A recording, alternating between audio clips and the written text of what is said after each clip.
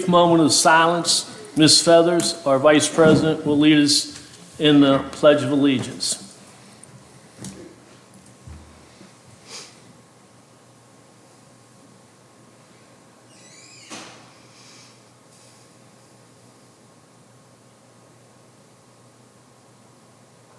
Please stand.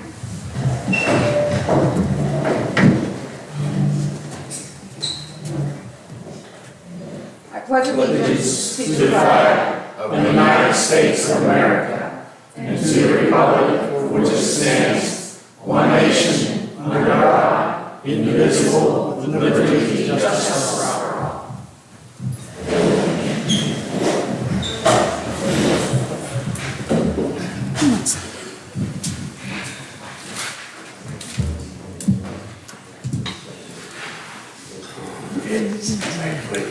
Okay, first thing of business will be recognitions.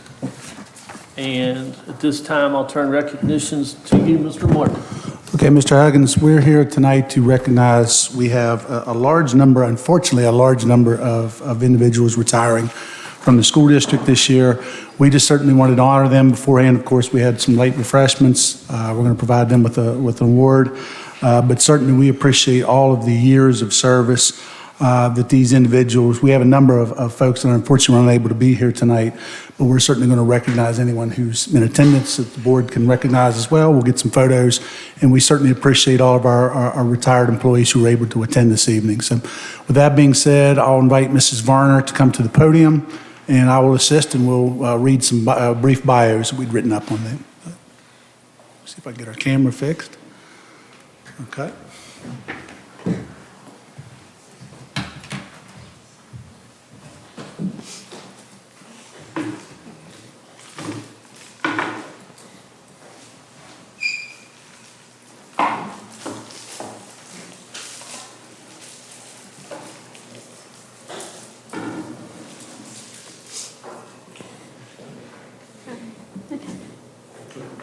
Okay, first of all, we would like to welcome Darla. Come on up.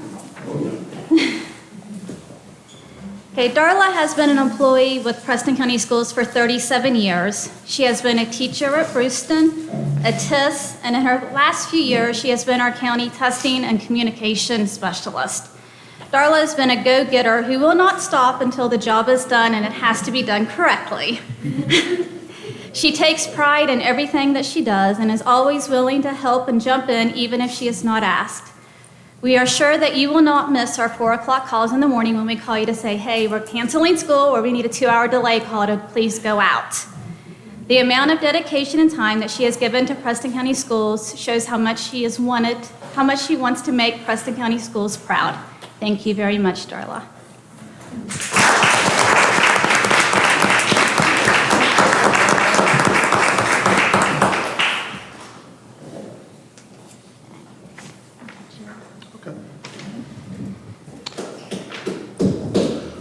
Okay, our next, Mrs. Moyers, if you wouldn't mind, if you could step up, we want to get a photo with all of our retirees here tonight. Okay, our next individual is Mrs. Jill Ziegler. If Jill can please come forward. That's true with the Z's.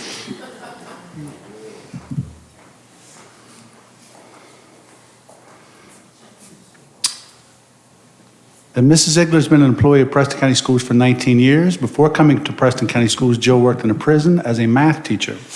She started her career as an assistant principal at PHS and then became the principal at Kingwood Elementary. She has taught the full circle of adults to preschool students and would not change any part of her career. You can find Jill at Kingwood Elementary out doing her stomp cheer with the students in the multipurpose room or in the hallway each morning during the announcements. She's also a good sport, being pied on Pie Day at the high school to being duct taped as part of the PBIS program at her elementary school. Mrs. Ziegler, thank you for your dedication of years of service to Preston County Schools.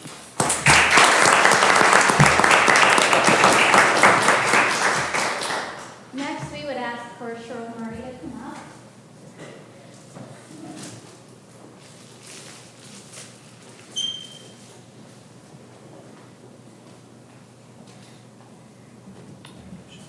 Mrs. Murray has been a speech-language pathologist for Preston County Schools for 25 years. She has served many of our students throughout the county, correcting their R's and W's, as well as all those blends. A speech-language pathologist position is one that many takes for granted, but one that plays a very important role in the lives of all of our students. She has touched many students, and we are forever grateful for all of her time and service to Preston County Schools.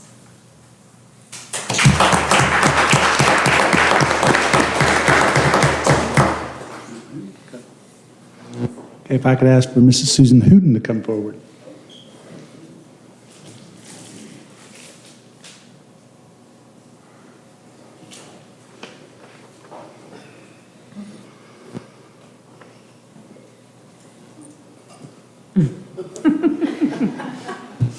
I could have written so much. I didn't write all these. I appreciate Mrs. Barber. I could have written so much about Mrs. Hooten. But Susan has been an employee for Preston County Schools for 19 years. She began her career as a secretary at the county office, then went to Terrell East Preston School. From there, she decided to come back to the county office and remained with us until she retired this past fall. Susan has worked in federal programs with the superintendent, with maintenance, assisted with transportation, and anywhere else that needed help. She always said she had 50 bosses. So I think that's what she was always famous for. She helped plan professional development and register our board members for their trainings, and along with many other duties. We certainly appreciate all of Susan's time and service to Preston County Schools. Thank you.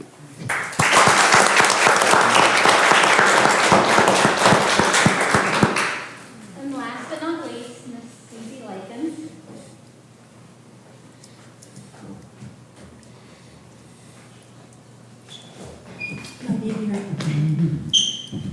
Susie has been with Preston County Schools for 22 years. She began her employment as a sub cook custodian in 1992-93. Her first full-time job was in 1999 at South Preston, and since then she has remained at South, moving from the old school to the new school. And she also moved from cook custodian to just cook over the years. Susie loves her students and would joke and laugh with them in line. She would take the extra time to help out her community and make sure that her students would have whatever is needed and not to go hungry. Your dedication and work with Preston County Schools is greatly appreciated. Thank you.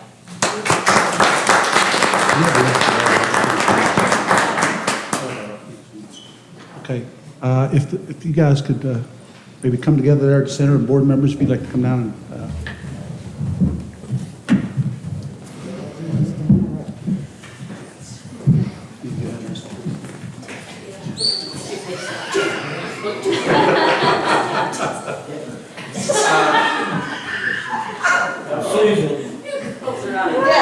I didn't hear if they said your last name.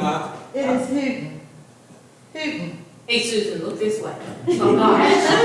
Oh, there's two of us. Oh, Susan Newton. She knows who. Okay, board members, if you'd like to. Thank you. Thank you, dear. You already did. You guys were in here. You didn't have enough, right? Thank you.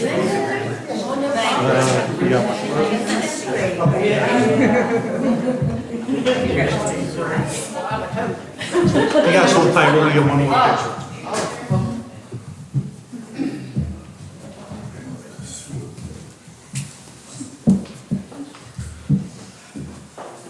Scoot back in there, ladies.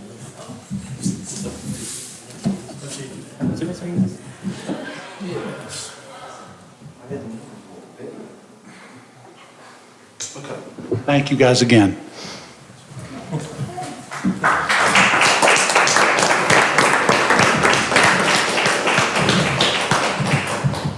We do have a number of other employees who are retired and were unable to be with us tonight. We'll also recognize them. A special education teacher and for deaf and hearing impaired, Mrs. Natalie Jennings. Elementary school teacher from West Preston, Ms. Colleen Temple.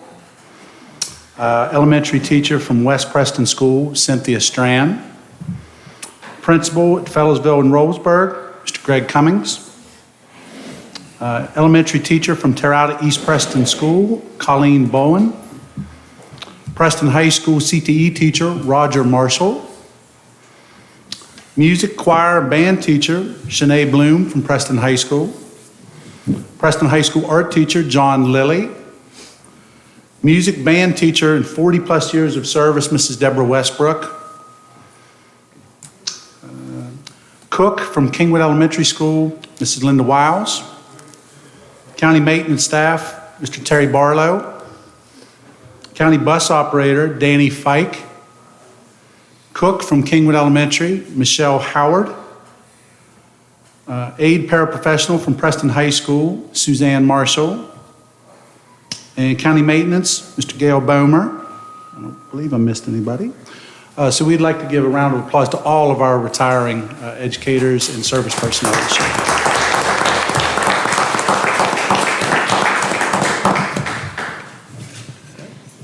Ms. Varner, not putting you on the spot, did you figure out the number of years that we're losing? Yeah, like you did before. I was just curious. It's a lot. Yeah, I was just curious. And again, thank you to all the years they gave to Preston County Schools.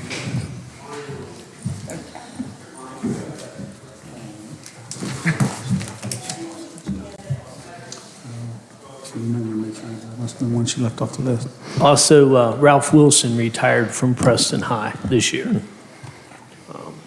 Okay, thank you all. Moving on, the next on the agenda is delegations. We'll start with the ones who signed up at the board office first, and then the ones who signed in this evening will be follow. So first will be Miss. We have one more Yeah. recognition. Whoops. Mr. Huggins, I'm sorry. It's okay. Group from Roseburg Schools here as well. Okay, I apologize. Was that the bottom? I see. Right. Down underneath, yeah. I apologize. Mr. Martin again. Okay. Mr. Huggins, I just wanted to call to the attention, the Roseburg School actually received a commendation from the West Virginia Department of Ed, and I'll read from the letter.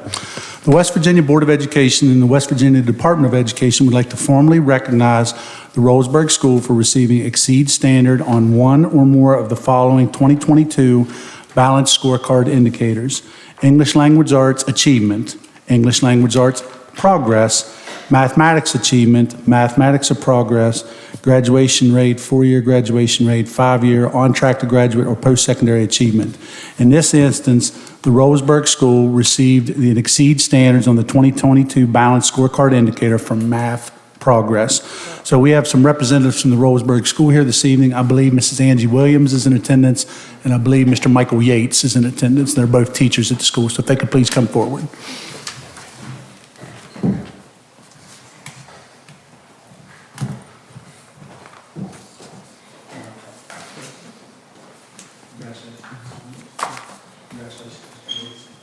And here is a copy of the letter from the State Department, and a copy of the certificate. I'm sure we can get that prominently displayed somewhere.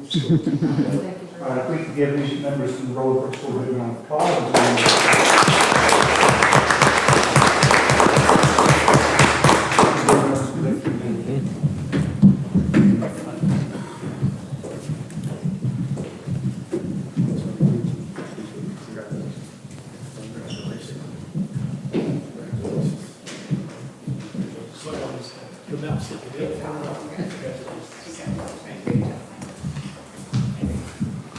You guys can squeeze up there in the middle.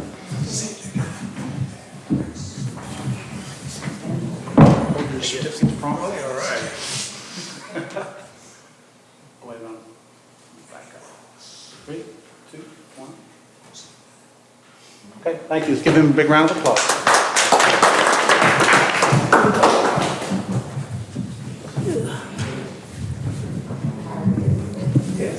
Again, congratulations, and I apologize again for missing it at the bottom. That's my fault. Mr. Martin had it there.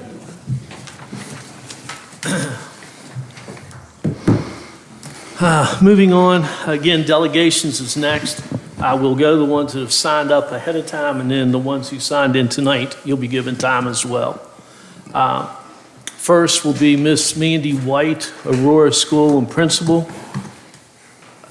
And Clara Jones, Aurora School Teacher and LSIC Chairperson, to discuss the draft budget for the School of Isolation Grant for 23-24 academic year. If you want to give them a fresh copy, that's fine. That's in their packet, so.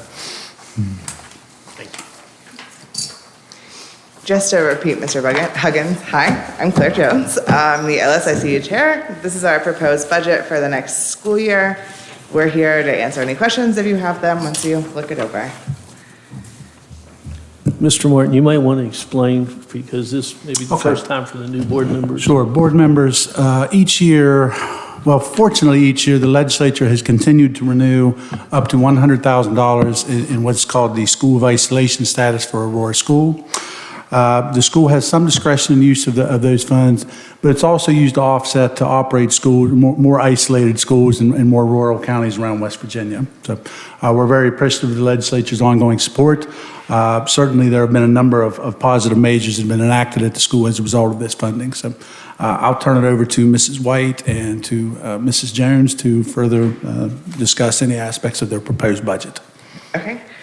So theater updates, we have a pretty strong musical theater program going on in our school. With that, we need some updates on some lighting and sound to just have a better opportunity for the students. Agricultural implementations, we started a greenhouse this year, so we'd like to expand on it, have some more soil, compost, things like that. Maybe expand that aspect. Born to Learn, I don't know much about, so Ms. White will do that one. But as for, if you have other questions, she'll answer those. But have access to a pediatrician, financial literacy, the birth to 3, birth to 5? I don't know. Birth 3. Okay, thank you. I was like, I don't know what this says. And like a reading expert. For extracurricular activities, mostly focusing on track, we would like to buy some discus, shot put, and focus on field things, because obviously you can run everywhere, but it's hard to learn to throw if you don't have equipment. STEAM lab to get some appropriate tables, robotics, expand on that, storage, things like that, and also have a washer and dryer in the school in that same area. So all these things totaling together is approximately $19,000 is our proposed funding. Was there anything you guys wanted that you couldn't fit into the budget? Or that was I don't think discussed as so. far as- No, we usually we all meet and talk about it at the end of the year and come up with these are the important things, and we go from there. So we don't get too crazy, but hit the things we need. Sorry. I have a question. I'm assuming last year you guys also brought a budget to the board, similar. Yes. Is it possible going forward that we can get the previous year's budget than the actual spend? Like from your budget last year, did Sure. you guys end up spending it the way you projected? Yeah, Or were there of any course. changes? Yes, we can do that. I was not the chairperson last year, so I don't have that offhand, but moving forward, sure, I can keep record of that and have it for next year.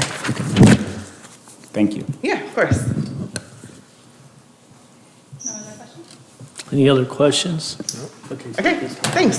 I do have as a motion, yes, Mr. Okay, at this time, I'll entertain a motion for the board to approve the draft budget for the Aurora School of Isolation Grant for the 23-24 school year. I'll make that motion. Second. Moved by Mr. Zigray, second by Ms. Feathers. Any discussion? Hearing none, call for the vote.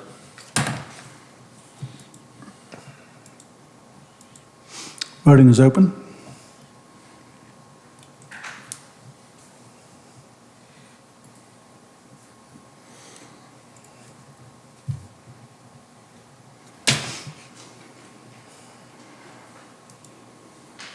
Motion passes 5-0.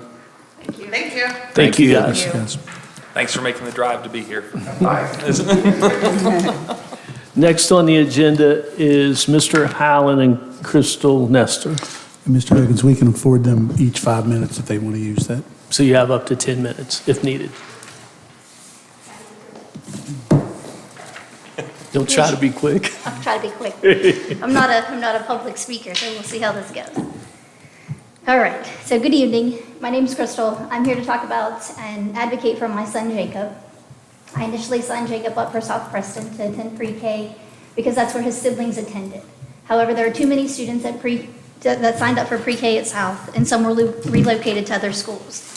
Each family that was affected by displacing their children had different circumstances, but the majority of the displaced students have siblings that already attend South.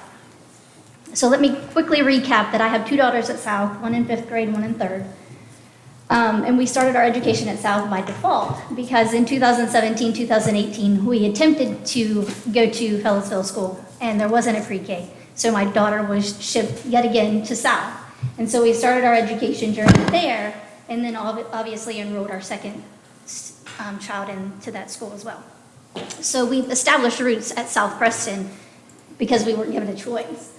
But now, you're asking me to split my family and send one to Fellows.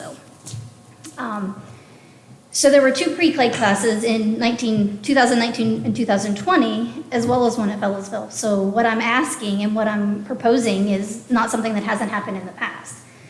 When you look at the numbers in January, initial enrollment, there was 28 at South Preston, which would have been enough for 2 classes to have, 14 in each class, which would have kept teachers from being overwhelmed and also taken into account the IEP ratio. So with that said, in Title 126, Series 28, which I'm sure you're all familiar with, the programs will be designed to minimize the number of settings in which a child receives education and care services. Parents and guardians should be given the option to enroll children in a program that meets the needs of their family and supports consistency and continuity for the child. Placement at South with his siblings is by far the best option that you can provide for my son's education. It meets the needs of our family, and if you look closely at our application where it asks for you to list your options, we don't have another option other than South, because that's what works for our family. I have before school care and after school care already arranged for my kids that are at South. To add another person into that is more difficult, because then I have 2 people going in 2 directions to gather my children. And then transportation, may be provided for my child to get to Fellows, but I'm not going to put my 4-year-old son on a bus by himself to ride to Newburgh and transfer buses and then ride from Newburgh to Fellows when he could ride with his siblings in private transportation to a school that he's familiar with, and his siblings are already there to kind of, lend a helping hand if needed.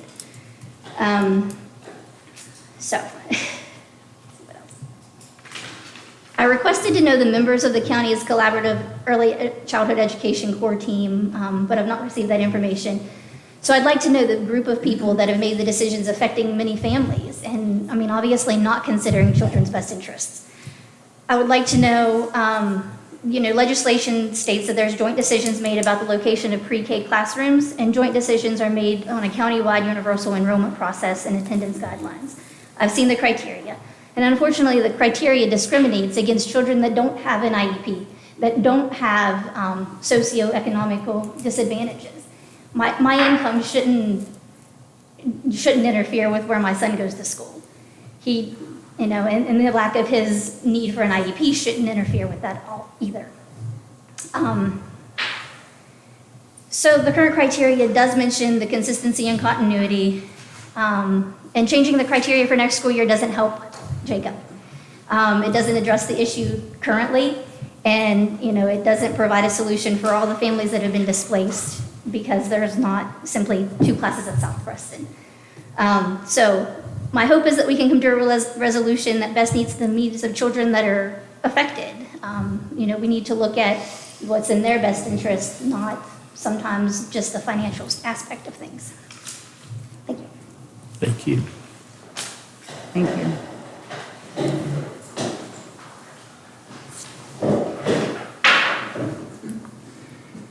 Good evening, I'm Alan. You've heard from my wife, and you know her situation, so I want to kind of change the perspective a little bit.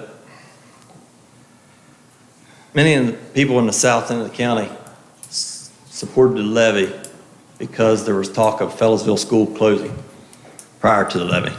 So as soon as the levy passes, all of a sudden we got a pre-K class at Fellows and 2 at South. Now we have 1 at South, 1 at Fellows. I don't have a problem with the 1 at Fellows, but when you sit back and think about it, why are we having 6 kids at Fellows, 20 at South, and 8 more that signed up at South, and we're just sitting there twiddling our thumbs about it? I attended a meeting last month, and there was talk of adding a pre-K class to Kingwood so that we could be more centralized. I'm with my wife in saying that I don't want to stick my 4-year-old, high-strung kid on a bus to ride 35 to 40 minutes, maybe longer, to and from school. I'd pity the bus driver. I don't like to ride 15 minutes with him sometimes. All right.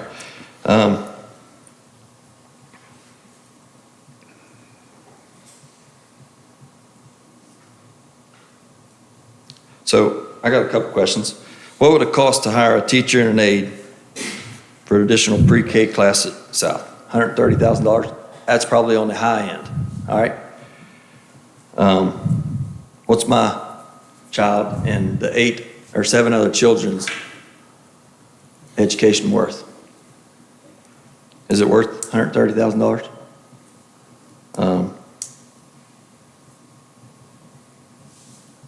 Out of a $52 million budget, is that right, Cross? It's $52 million?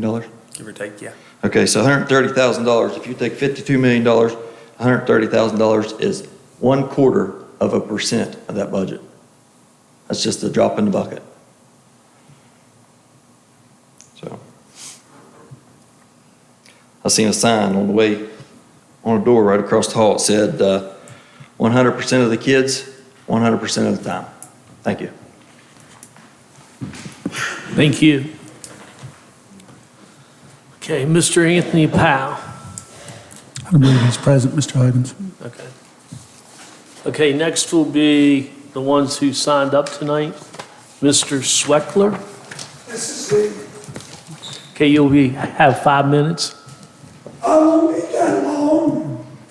The reason I'm here is in the paper Saturday, June 10th. Morgantown Charter School plans an expansion to Preston County out at Reedsville, between Reedsville and Masontown. I'm supposing that these people want to expand throughout Preston County. I'm supposing they'll get some students, which they will take revenue from you folks. And I'm not sure how the children fit into all of these things. So like I say, the reason I'm here, it was of interest to me, and I was hoping you would include it on your agenda.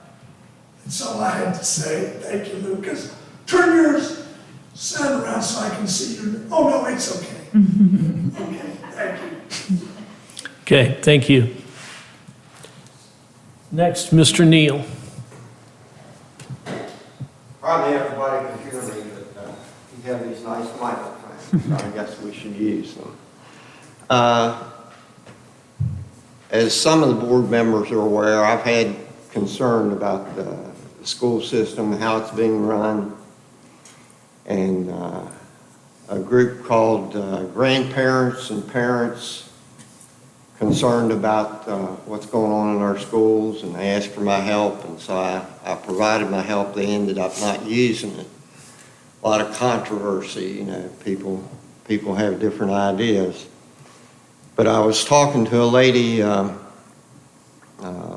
this past weekend, and she was sharing with me how some of the children in our schools are self-identifying as animals.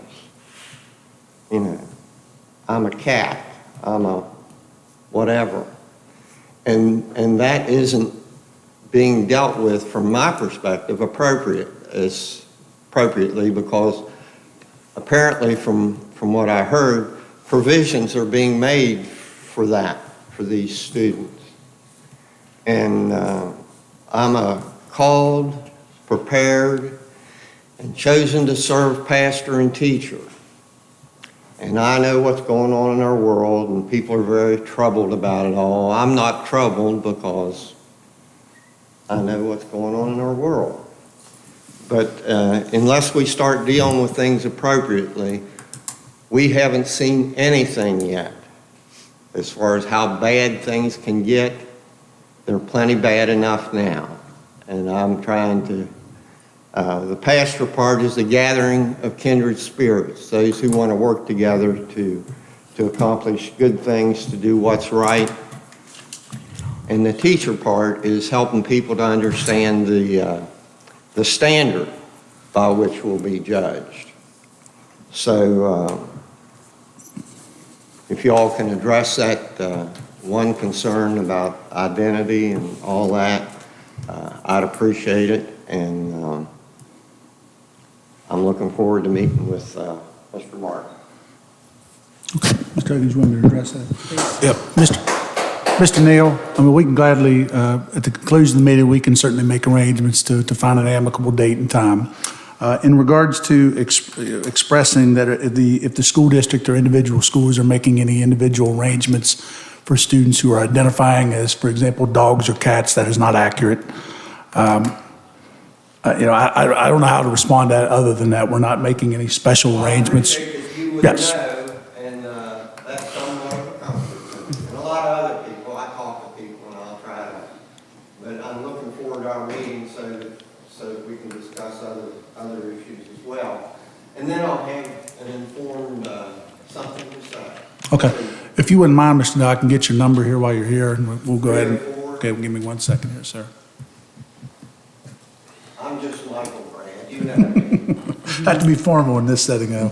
I hate to Give me 1 second, sir.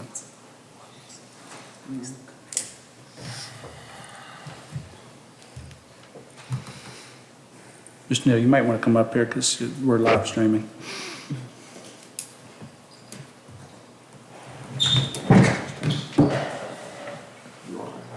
Brad, I should not have your phone.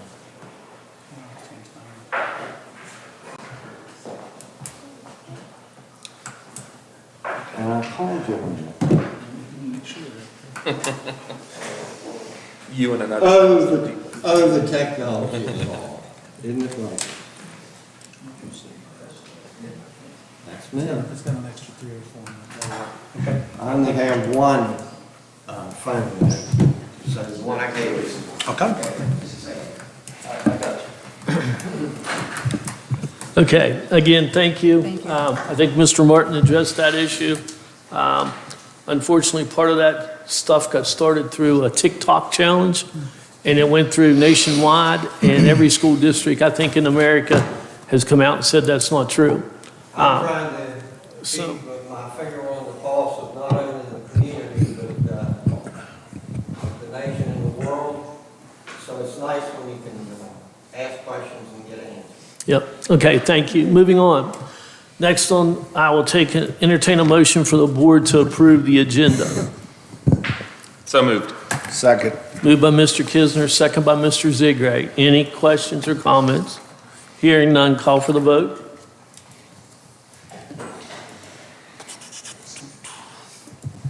Voting is open.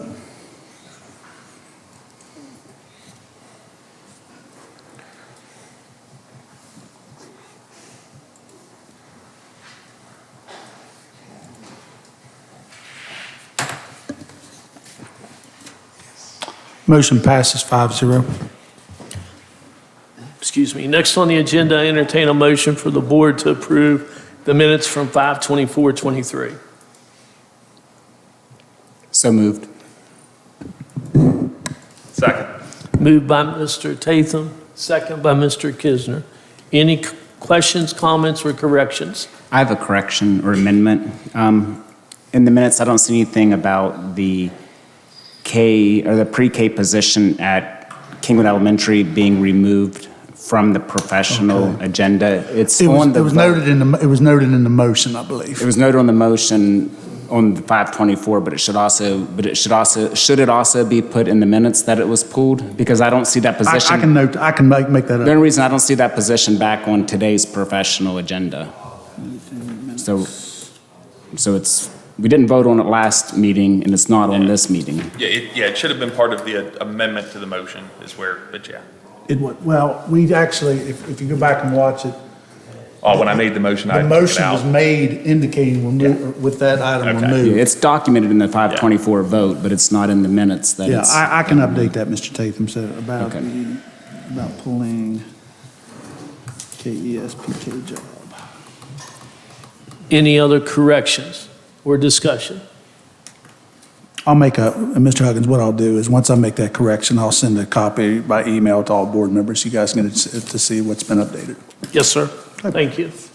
Okay, anything else? Hearing nothing, call for the vote.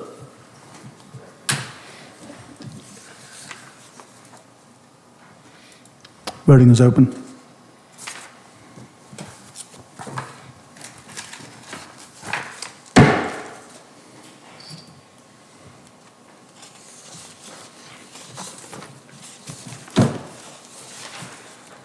Okay, thanks.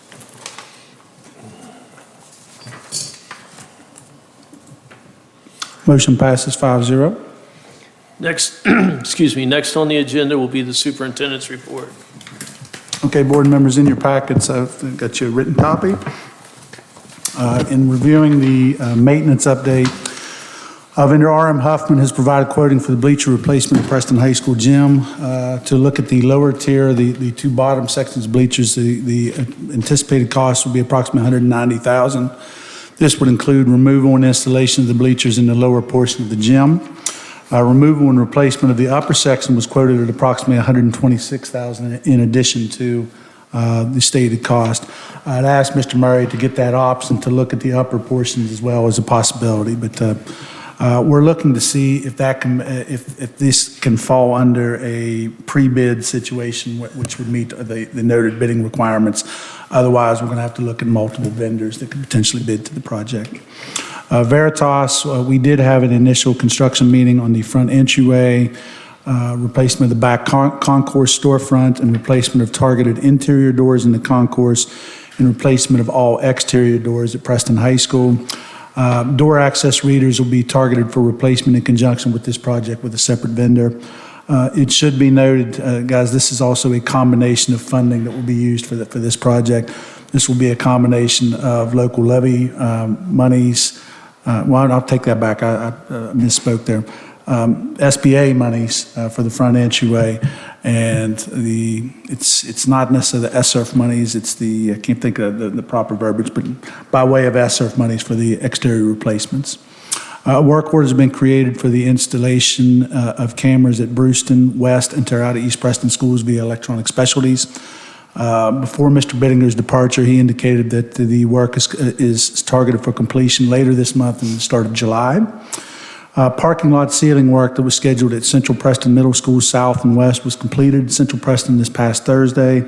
Mr. Murray indicated it was completed at South and West over the weekend.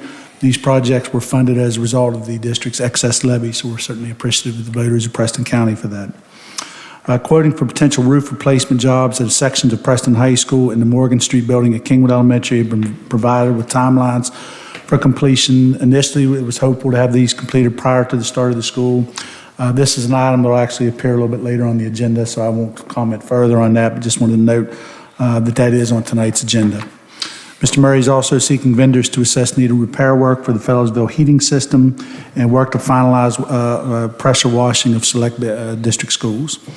Board of Risk reports were received today. Mr. Murray, our new safety director, manager, and I will be reviewing and working to resolve any identified issues on those reports. I literally just got that in the mail today. Maintenance database is available on the agenda for the board's review.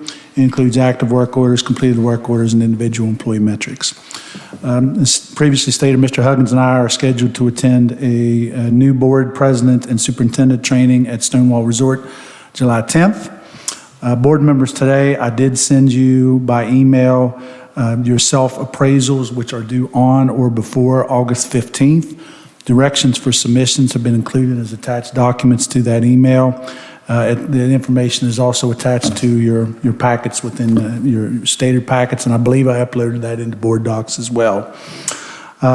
That's an annual submission process.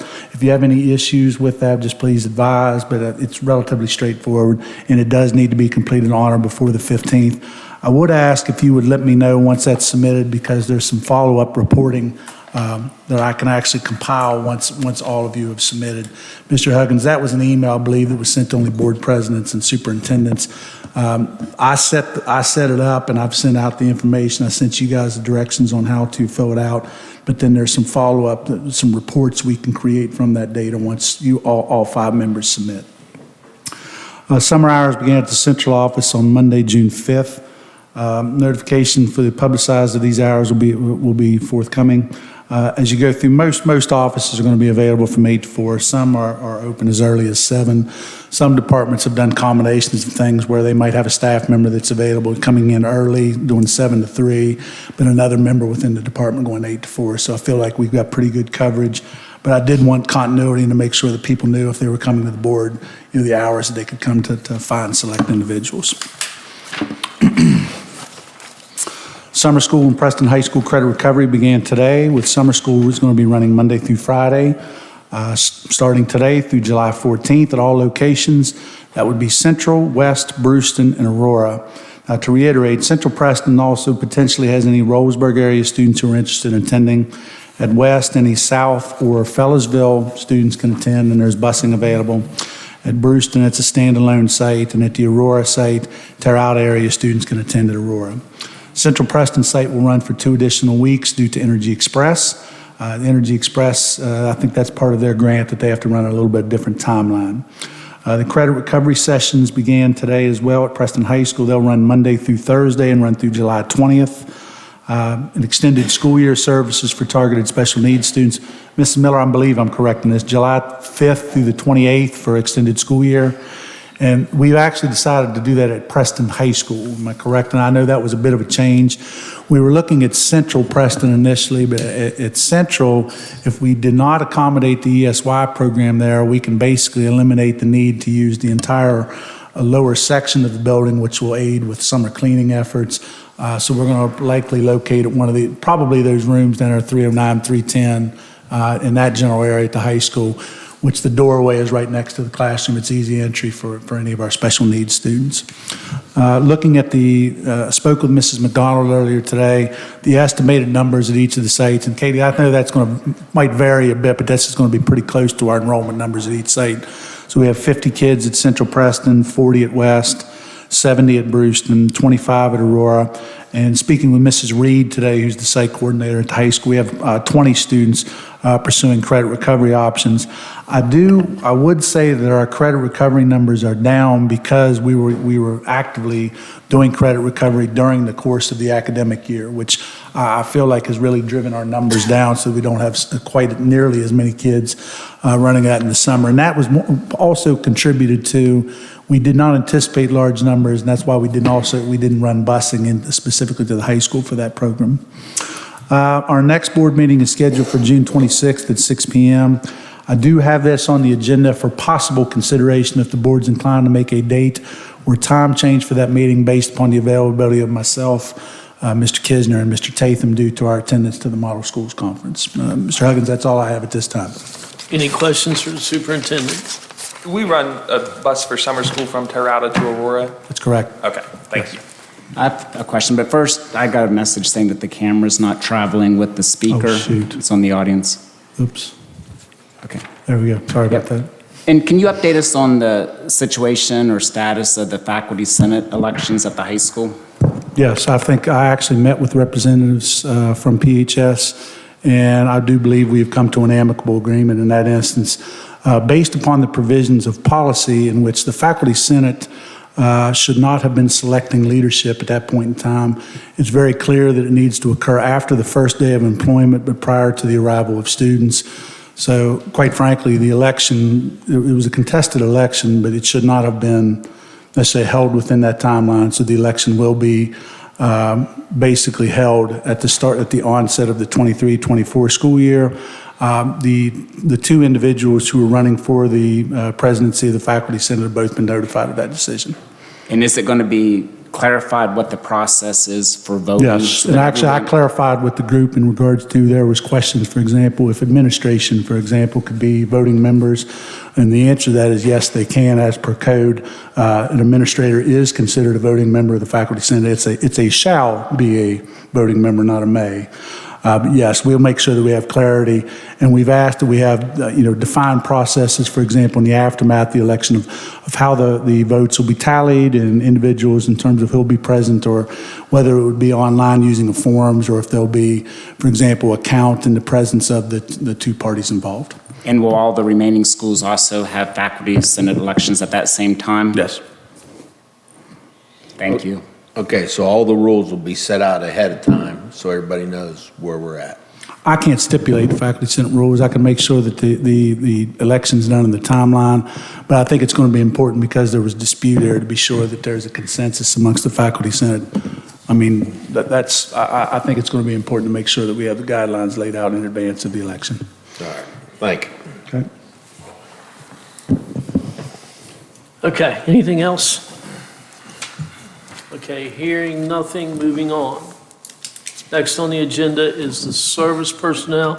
At this time, entertain a motion for the board to approve the service personnel agenda. I'll make that motion. Second. Moved by Mr. Ziegler, second by Ms. Feathers. Any questions or comments?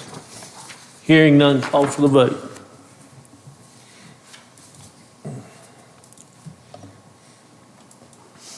Voting is open.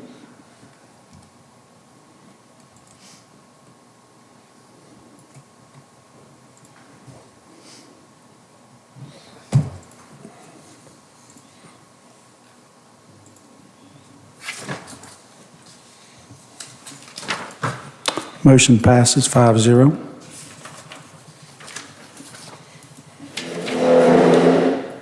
Excuse me, next on the agenda, I entertain a motion for the board to approve the professional agenda. So moved.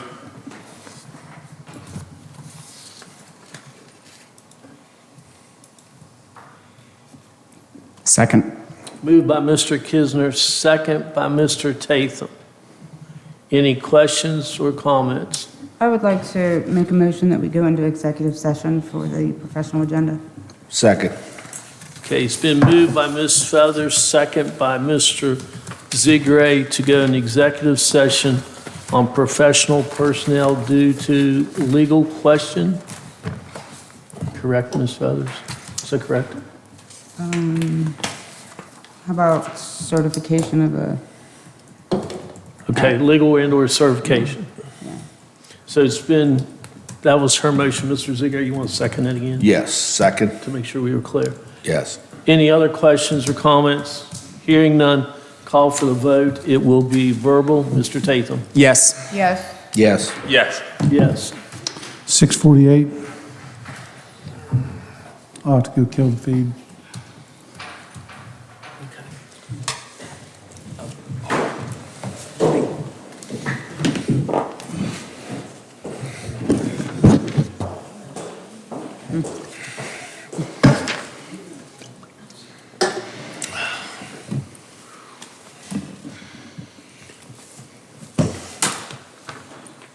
Do we need to go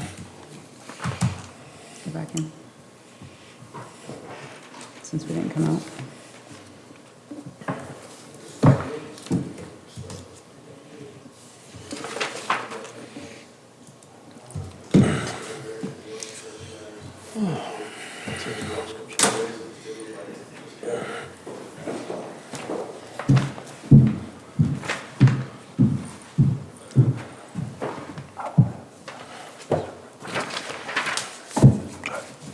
Yep.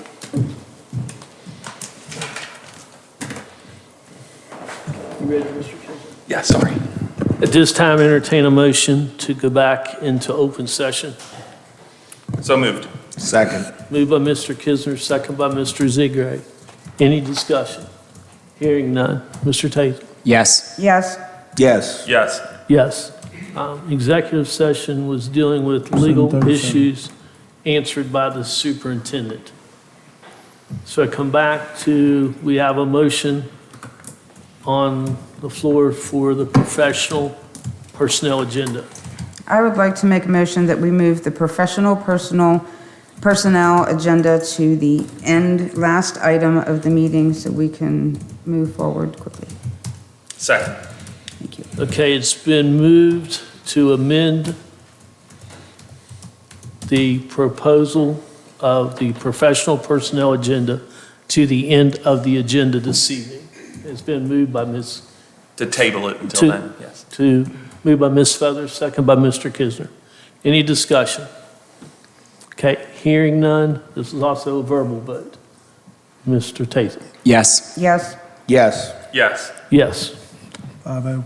Yes. Okay, we're done with that, right? Yeah. All right, I'd like to make a motion that we bump the pre-K enrollment selection process up to the top of the agenda to be discussed next. Second. Okay, it popped up. Okay, it's been moved to amend the agenda to move the pre-K discussion next instead of where it's at on the agenda. It's been moved by Mr. Zigray, seconded by Mr. Kisner. Any discussion? Hearing none, this also is a vote. Mr. Tatham? Yes. Yes. Yes. Yes. Yes, 5-0. I forgot to put the time we came back in session. I got it, 7:37. Thank you. I forgot that. Okay, on the agenda now is discussion information pre-K. Move now.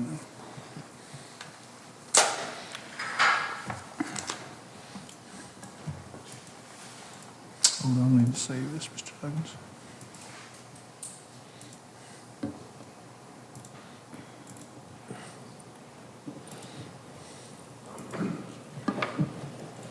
Okay.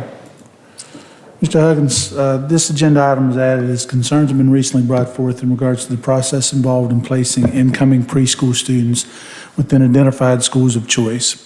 Attached to the agenda includes the MOU between Preston County Schools and the North Central West Virginia Community Action Association Head Start that was approved during the August 8th, 2022 Board of Education meeting. On page 10 of the document, the MOU states that the eligibility selection criteria is determined by the preschool collaborative team. The selection rubric for Preston County, Montague County, and Randolph County have been included for the board's review. In Mrs. Miller's research, she had identified Randolph County was the only county in the general area that uses school attendance zone as part of the selection criterion process. In addition, during the last board meeting, a request for a pre-K position addition at Kingwood Elementary was made primarily due to special education student ratios that would exist at Kingwood Elementary without the addition of a program. A program at Kingwood Elementary would also provide potential program options for students around the county due to transportation being available to Kingwood area students from throughout the county. I'd like to start some discussion on that. I think from my perspective, you have the matter of eligibility, and then you have the matter of placement. From my understanding of listening to the parents, eligibility is not what's in disagreement. Based on Legislative Rule 126, 28-5, 5.1, it says West Virginia Pre-K shall be a voluntary program. Eligible child shall mean any child, regardless of ability, who is 4 years old prior to July 1 of the year the child is to enroll. You can also, 3-year-olds can be eligible, and 5-year-olds can potentially be eligible and not go into pre-K. From my understanding, the parents that have concerns with us, it's not about whether or not their child's eligible. It's known that those children are eligible because they're offered positions at different schools. What the point of contention is placement. So going to your memorandum of understanding that was voted on in August of 2022, page 10, the next sentence after the one that is referred to in the agenda says, placement in Preston County preschool collaborative sites is determined based upon a number of factors, including compliance with the McKinney-Vento Homeless Assistance Act, school district in which they live, and parental preference is then reviewed to establish initial placement list. Subsequently, income eligibility is established in accordance with federal income guidelines to ensure that the appropriate numbers of low-income families are provided the same opportunities. So my understanding of that reading is that any student that is 4 years old that wants to be in pre-K is eligible. Once they're eligible, then you go to the question of placement. Based on this agreement that was signed by this county and voted on unanimously by this board, placement is determined first by homelessness status, then by school district in which they live, then by parents' wishes. After that, income status can be used to make sure that you have an appropriate number of, it's equal. You can't put all one income in one class and all of a different income in another class. So I think there's not much discussion in that regards. It's where you live and what the parents choose. I would concur. I have the same section highlighted on the page that I had printed as far as, that was what I was gonna ask, is how are we in compliance with this MOU? Like,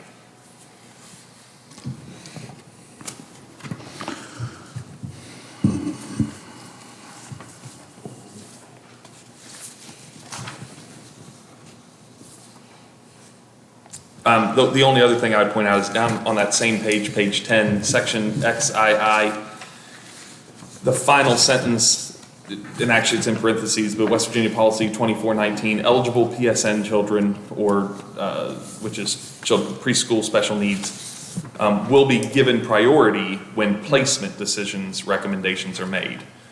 So it does give that footnote.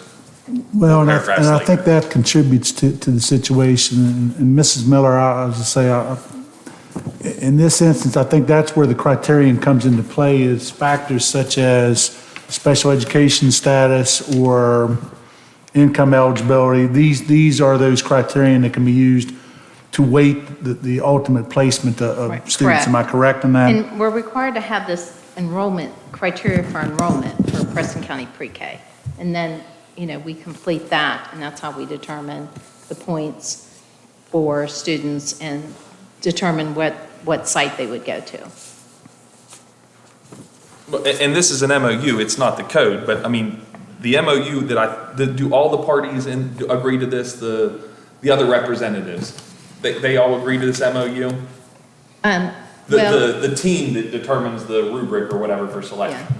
Well, the MOU is agreed upon by Preston County Schools. Like, for instance, we just met with them, was it in March? To discuss the MOU for next year. And there are things in it that Preston County Schools wants to change.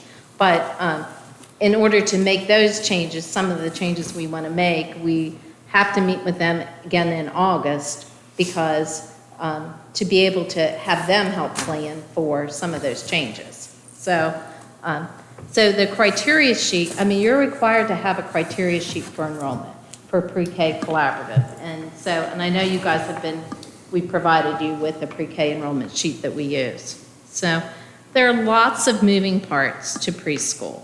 This is the only exceptionality, that the teacher is the preschool special needs teacher and the preschool special needs teacher. They do both roles. Any other grade level, you have a kindergarten teacher and you have a special ed teacher. You have a first grade teacher and you have a special ed teacher. But in pre-K, they do both roles. So you're looking at the special ed regulations along with the preschool regulation. So the other piece that makes this a little more difficult to understand, and I gave you, Mr. Martin gave you a copy of the total number of enrollment of students with IEPs for each school. Okay. Falls into with our Head Start teachers. Like, I'm going to look at Kingwood Elementary. Kingwood Elementary has, for next year, we have right now 59 students. We can have 20 in each class. That's at 3 teachers, 20. But 2 of them are BOE teachers, which means they hold a preschool special needs certification and a preschool certification. Our Head Start teacher does not. So Preston County Schools has to provide somebody with a preschool special needs service to provide services to those students. So, so that makes it a little bit different with our Head Start teachers. Under Mr. Watering, we have started changing the MOU and changing the Head Start teachers to be BOE teachers, so we don't have this difference. So, but for this coming year, Kingwood Elementary and West both have a Head Start teacher. So we'll be looking at for how we're going to provide services with someone, which would mean we'd have to hire a preschool special needs teacher to go into Kingwood Elementary to provide services in that Head Start classroom. There are 18 kids with IEPs. I have 2 BOE teachers that have both those certifications. If I gave them 9 apiece, then here's the other rule with special ed. You can have up to 10 kids with IEPs in that classroom. If I have over 8, I have to add an extra aide. So I would have to add an extra aide to each one of those classrooms. Once we get the preschool kids in, then there'll be more kids identified as preschool special needs within those preschool classrooms. Because even if they get speech, that counts as an IEP, as a student with an IEP. So the numbers at Kingwood Elementary will become higher no matter what we do. We would have to hire somebody for Kingwood Elementary to serve the preschool special needs teachers, students in that Head Start classroom. The needs of the students there, we have 6 students there that have a lot of needs. That this past year, they were 3-year-olds. They didn't come to school 4 days a week. So we provided extra support there with aides, but next year they'll come 4 days a week. So we're going to need extra support to cover the needs. So that's Kingwood Elementary and what their needs are. West is, we have 56 kids at West, and we have 11 IEPs at West. 2 BOE teachers, 1 Head Start teacher. It's high, and it's going to take a little bit of juggling, but I think we're all right with West. But when we have to look at, let's look down the list too. Terre is at 20. If I have another kid that qualifies preschool special needs in Terre, where am I going to send them? I can send them to Aurora, but I'd have to provide transportation. So I don't have a natural bus that goes to Aurora. I have a natural bus that comes into Kingwood. If West is full, where am I going to send them? I could offer them. Again, you can look at all the schools that you have spots in and offer them that, but you've got to be able to transport them to those schools. Right now, Aurora, Fellowsville, and Preston would be the only 3 schools that I can look at moving somebody that qualifies preschool special needs to, based on the numbers. So that's why you look at transportation countywide and how can I get them where I need to get them. Because if I have to buy a bus and buy an aide, that's expensive, That just adds more. You buy a teacher and an aide and a bus and an aide. You might be able to use 1 aide for the bus and the classroom, and you might not. It just depends. So that's when we look at why Kingwood Elementary would we need somebody else. We're going to have to hire somebody for Kingwood Elementary just based on the special needs and the fact that the 1 teacher is a Head Start teacher and not and doesn't hold that preschool special needs certification. I believe that the answer to this is yes, but just to make sure that I'm right, that Head Start position cannot be moved from Kingwood to another place? Not right now, can't. Because we've given them the contract in that building. Mm-hmm. Just looking at this. We're looking at making changes in that for the next school year. We were going to start those conversations in August. Yeah. And I don't know what all changes we're going to make, but we're definitely looking at making changes for that. When we're choosing where we put that Head Start, and First off, thank you very much, Ms. Miller. Me and her have had 20 emails today. She has been very attentive and very forthcoming with helping me get some information. But, I mean, like, just looking at this, is there a reason why Kingwood has such a high concentration of IEPs? I mean, you look at this, they're at over 30% compared, they're the highest in the county. And they're the highest student, but not by far from West, who is, you know, down less than 10%. You've got Brewston that's not far behind him, but it's less than 10%. It's mind-blowing to me. Why, do we know why there's so many of those in the Kingwood area? Usually we don't have this. Okay. This is not something that we typically have had. Okay. We have not had that high of a But ratio of Mrs. Miller, special ed students. we do have some students being received from other district schools to Kingwood, Yes. especially. we do. I mean, 2 of the 8 that were referenced, I believe earlier by some of the South Preston parents, I believe are targeted going to Kingwood Elementary. Am I correct in that? Yeah. So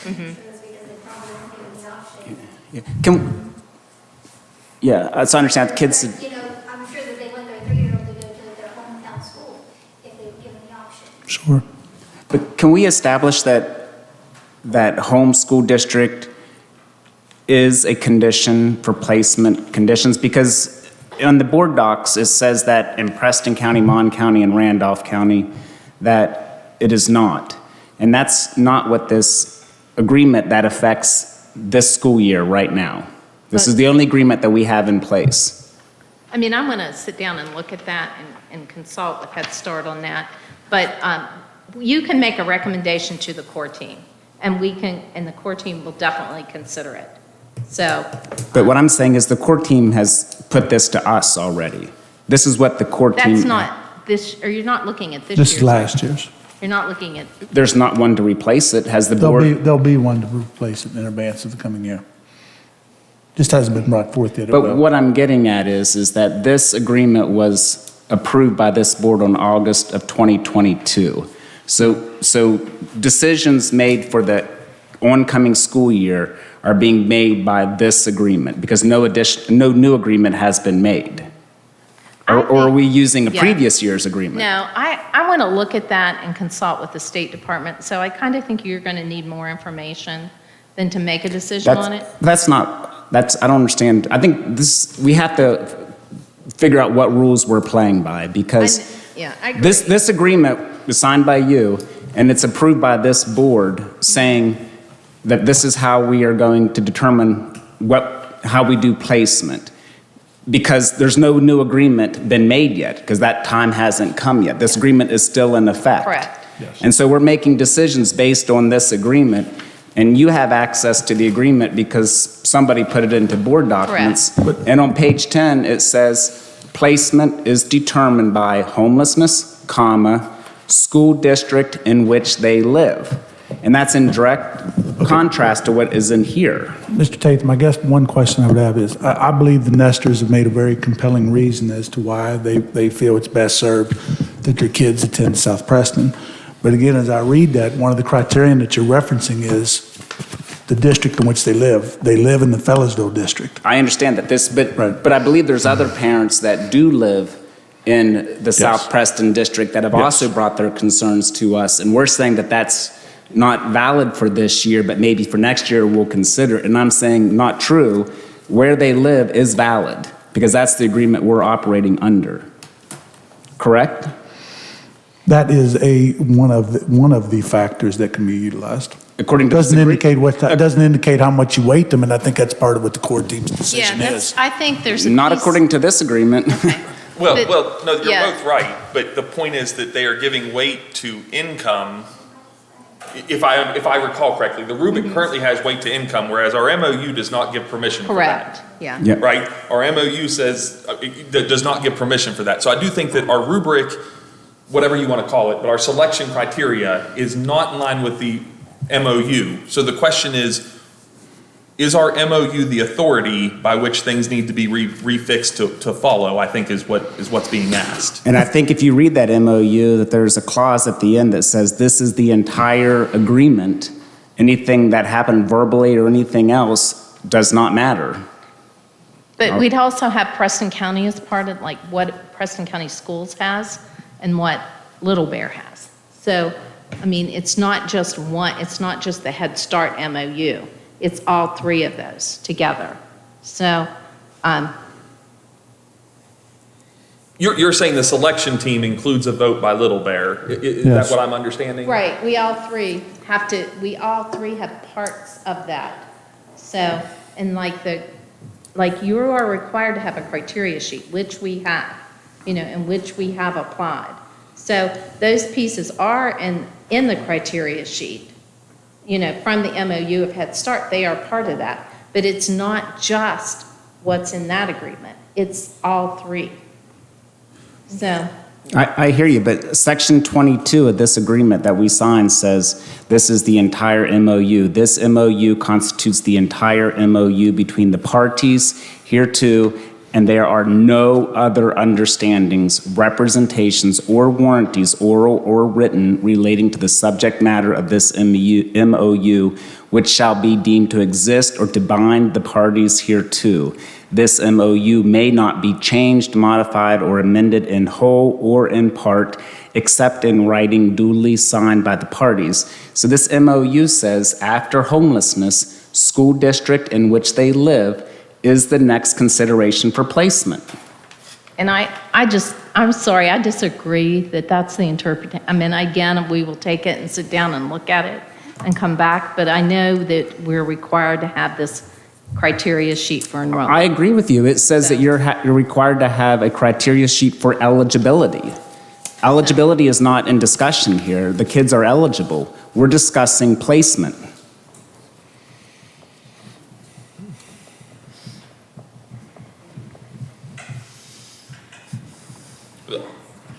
Can you clarify for me, is the MOU does it override the legislation? Because it says here in 5.2, that placement shall not be limited to local school districts in which the child lives if open means are available or participating in programs within that county that better meet the child's needs and family needs. So which one are directly contradictory? But I think that you're reading from is for K through 12, not for pre-K. No, Am I incorrect? That's, Okay. she's Okay. correct. Okay. That Yeah, is there. here's to be the way that I've interpreted it, and I'm by no means an expert nor a lawyer, is that if a student, say, lives in South Preston School District, I'm just saying, then that would be a first consideration because there's transportation that can get that kid to here and to there. And I think I used an analogy the last time that we talked about this, that I live in the West Preston area, but maybe I want to put my kid in Terrauda. So I select Terrauda. I get my child placed in Terrauda, and now Mr. Kisner, who lives in Terrauda, but he can't put his child in Terrauda anymore because Terrauda's all filled. And so they tell him that his child has to go to West Preston, but they're not providing any transportation. So I think common sense would say that where you live is the first factor. And that's why homelessness is first, because if you're homeless, you have nowhere to live. Right? So homelessness is first. Where you live by this agreement is number 2. Then after that, parental preference would be third for placement. We're not just fighting for our child, we're fighting for. I mean, I understand it's different than everyone else. And I want to clarify, I 100% agree with you, and I understand where you're coming from. I'm just simply establishing that according to what's in board documents from the administration, they're saying that where you live has no bearing, and I disagree with that. I'm saying that where you live in your school district does have bearing for this school year. If I can clarify though, we're right at the border of a school district. We have transportation to either Fellows or South. We're at South because the board made us basically go there in 2017, 2018, despite having adequate numbers at Fellows for a pre-K that year. So, we've been pushed to there, we've been established there, we're involved parents, we volunteer coach, we do everything that we can do, but we can't split our time between two schools. I hear you, and I understand. It's splitting the family, it's not best interest at all. And I understand. And again, I'm letting you speak. That's okay. Typically, you should not be speaking, so that you know. But I think it's important what you're saying to clarify, just so you know, because normally when you signed up, that's what I'm supposed to let you. But I know it's a hot topic, and we're trying to do what's right. That's the bottom line, and all of us are. The administration is too. It's not anybody's not trying to do what's right. Mr. Huggins, I can reach out to our legal counsel, provide a copy of the established MOU, and look look at our, and I understand what Mr. Tatham's statement is we're talking about eligibility versus placement. So we can certainly take a look, Mrs. Miller. I mean, I think that's probably what the advisable thing to do at this time is to get a Yes. good, solid legal interpretation of the issue. And also, we'll include it again on the next regular meeting. And then so that we make an keep- informed decision. Yeah, that way we can, because right now we're giving you our opinions, and opinions don't stand up in court. That's the one thing I've learned. But anyhow, so we will go ahead on the agenda. I think that, unless anybody else has any questions, I think that's a good plan. Ms. Miller and Mr. Martin will work together. We'll also have this on the next agenda as well. Mr. Martin, if we could too, when we do the agenda, let's place this closer Yes. to the top. Because we appreciate you being here. That's why we moved it, so we could do it, so you didn't have to sit here all evening. Okay? And I know it's important enough for you to do that. I'm not taking away from that. And we appreciate you being here. Okay? Thank you. Okay, with that said, we will move on the agenda. So, This was a discussion item, just for the record, from the Right. get-go. This was never any action that could have taken place tonight, just for clarification. and if we have information, it could be a voting item next time, depending upon what Mr. Martin and Ms. Miller find out. It may still be a discussion, I don't know, but it'll be on the agenda. Okay, moving on. Item D. D. Down to D, the pledge program with local retail vendors selling tobacco products. Ms. Feathers. We'll wait just a second till they get out. Thank you all for coming.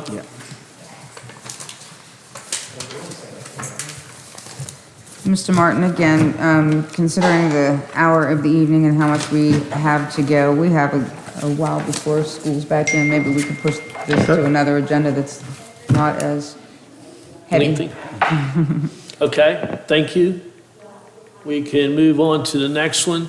Next is the MOU between Preston County Schools and Best Life Therapy for OT, speech, and audiology services. At this time, I entertain a motion for the board to approve the MOU between Preston County Schools and the Best Life Therapy for the provision of contracted services of occupational therapy, speech, and audiology services. So moved. Second. Moved by Mr. Kisner, second by Mr. Zegray. Questions, comments?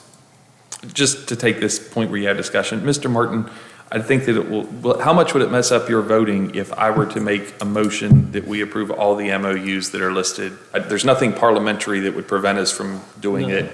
You believe that we need to Yeah, do you it? can do that. We've done that in the past. Okay, but I was just saying, I mean, like, we can still have discussion about them all. So for this one, we'll go ahead and do it, but I didn't want to screw you up if it was actually gonna make it harder in the voting system.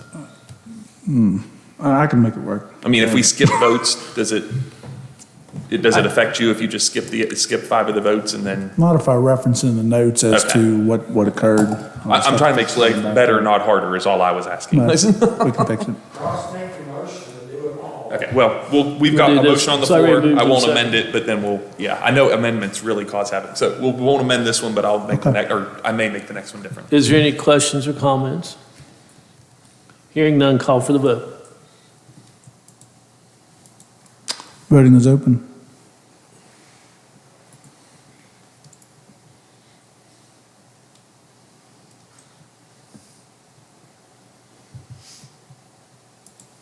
Motion passes 5-0.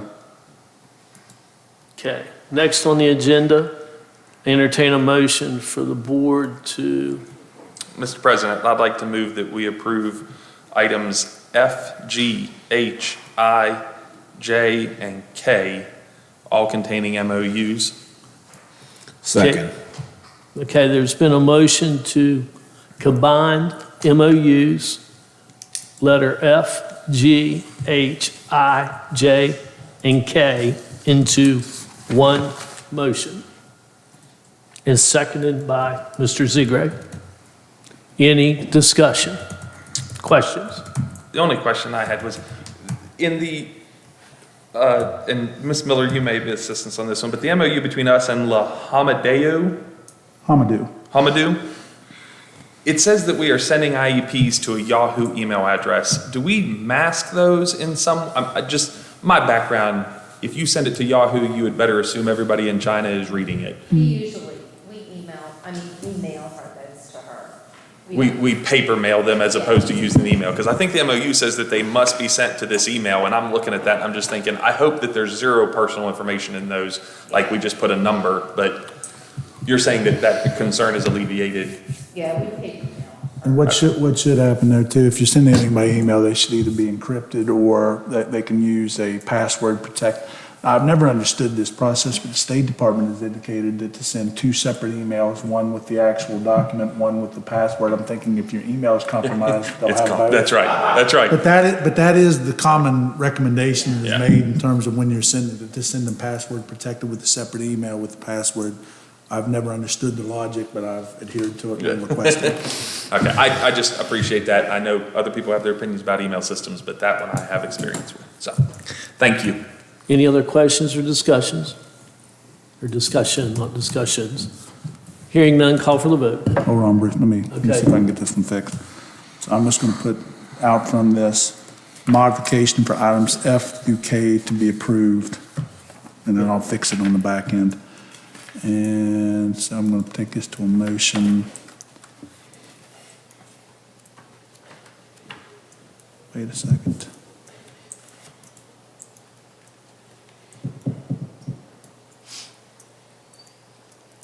See if it'll let me change this.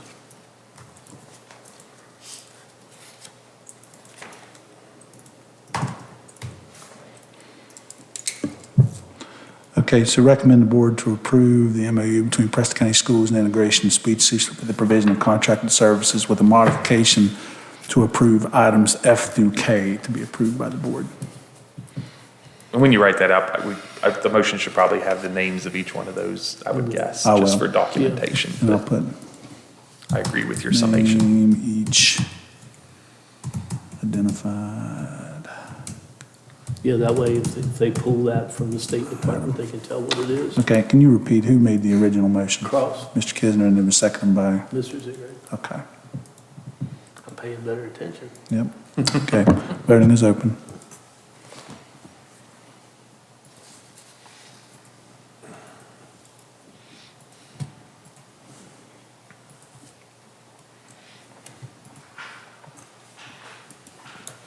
Motion passes 5-0. Next on the agenda, entertain a motion for the board to approve Preston County Schools Policy 3-5-5 on the second reading for final approval, which deals with the unit of credit policy. So moved. Second. Moved by Mr. Kisner, second by Mr. Tatham. Any discussion? Hearing none, call for the vote.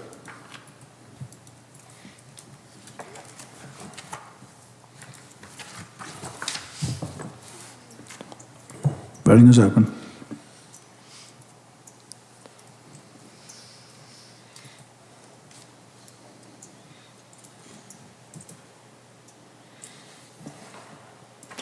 Motion passes 5-0, and we'll correct this in the policy manual with an updated date.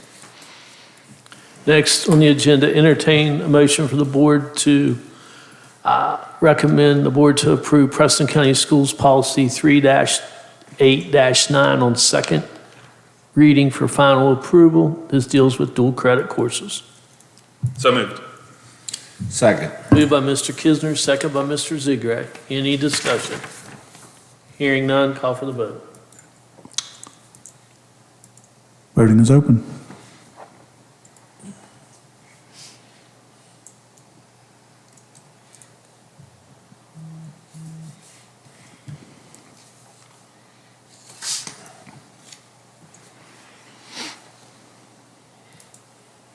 Motion passes 5-0.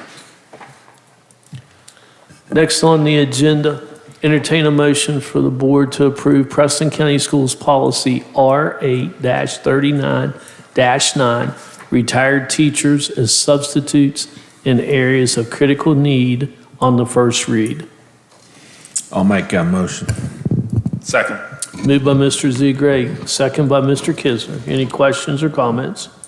Mr. Huggins, Mrs. Varner had added this item.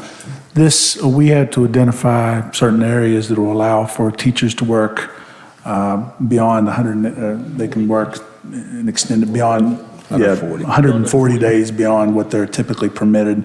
The areas we've identified right now are math and special education. We do have the option to expand that if the need arises, as we see if we have greater needs down the line. But these are our initial based upon our anticipated vacancies. What's the rules on that to expand that? Like I once a think year it still, I starts? think it still has to come forth with board approval, Mr. Ziegler. I just think we would have to modify the existing policy to encompass whatever areas we were going to incorporate. How many math teachers are we short at the high school? Honestly, I don't know that we're short any at this point because we've been able to hire a few.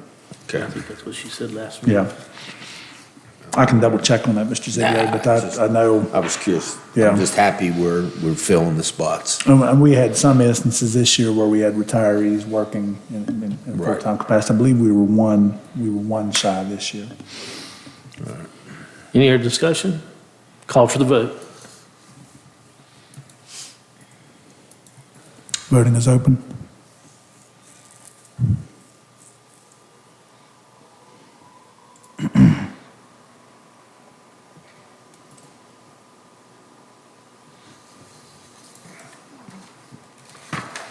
Motion passes 5-0.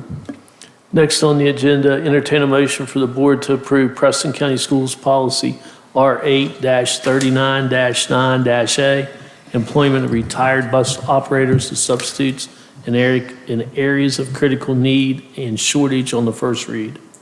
I'll make that motion. Second. Moved by Mr. Ziegler, second by Mr. Kisner. Any questions? And again, Mr. Huggins, this is an instance where retired bus drivers would be permitted to work extended days beyond what's typically permitted by the retirement board. Hearing none, call for the vote. Voting is open.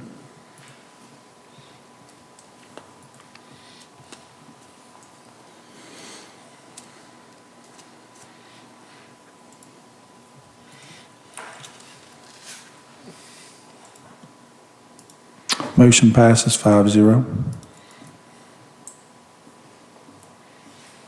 Next on the agenda is discussion information. Any update on the literacy? Okay, Mr. Huggins. This has obviously been an ongoing item that we continue to discuss the district's effort, plans and efforts to improve student literacy outcomes. And I know Mrs. McDonald had prepped in regards to progress that had been made since her last update, additional steps, and then obviously building towards the Preston County literacy draft goal.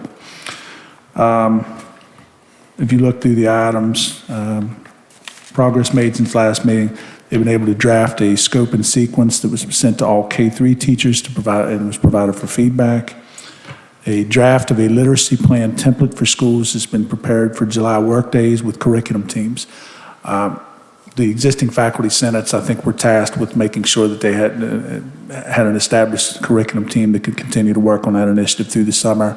I believe they'll either use Title I or Title II funds in order to pay stipends for those team members to come in and work on that goal.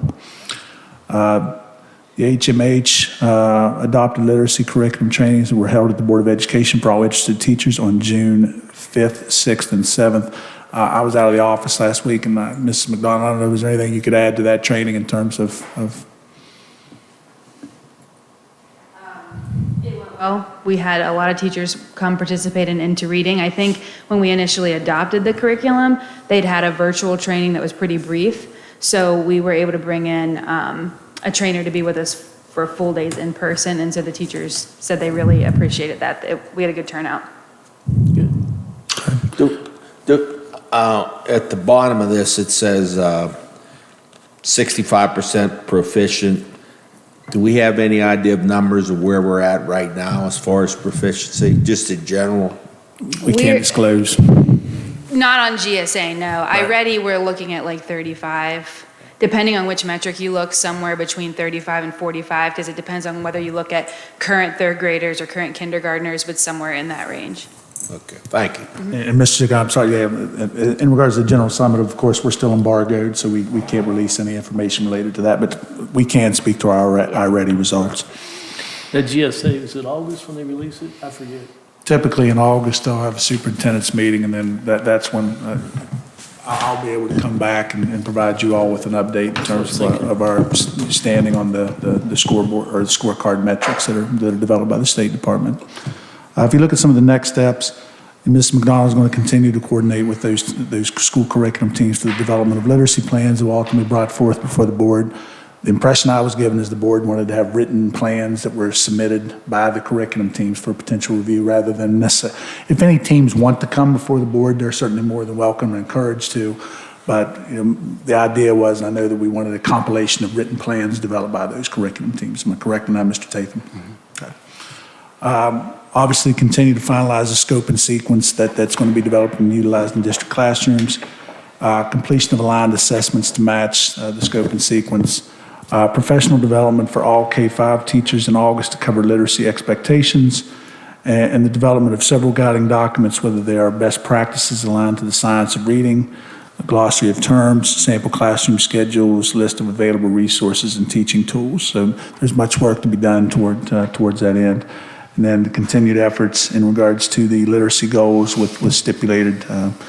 One thing we'll continue to work on though is obviously that those students who are not adhering and not in that 65% metric, what are we going to do for those other 35%? And that will be something that we're going to actively be working to develop as well.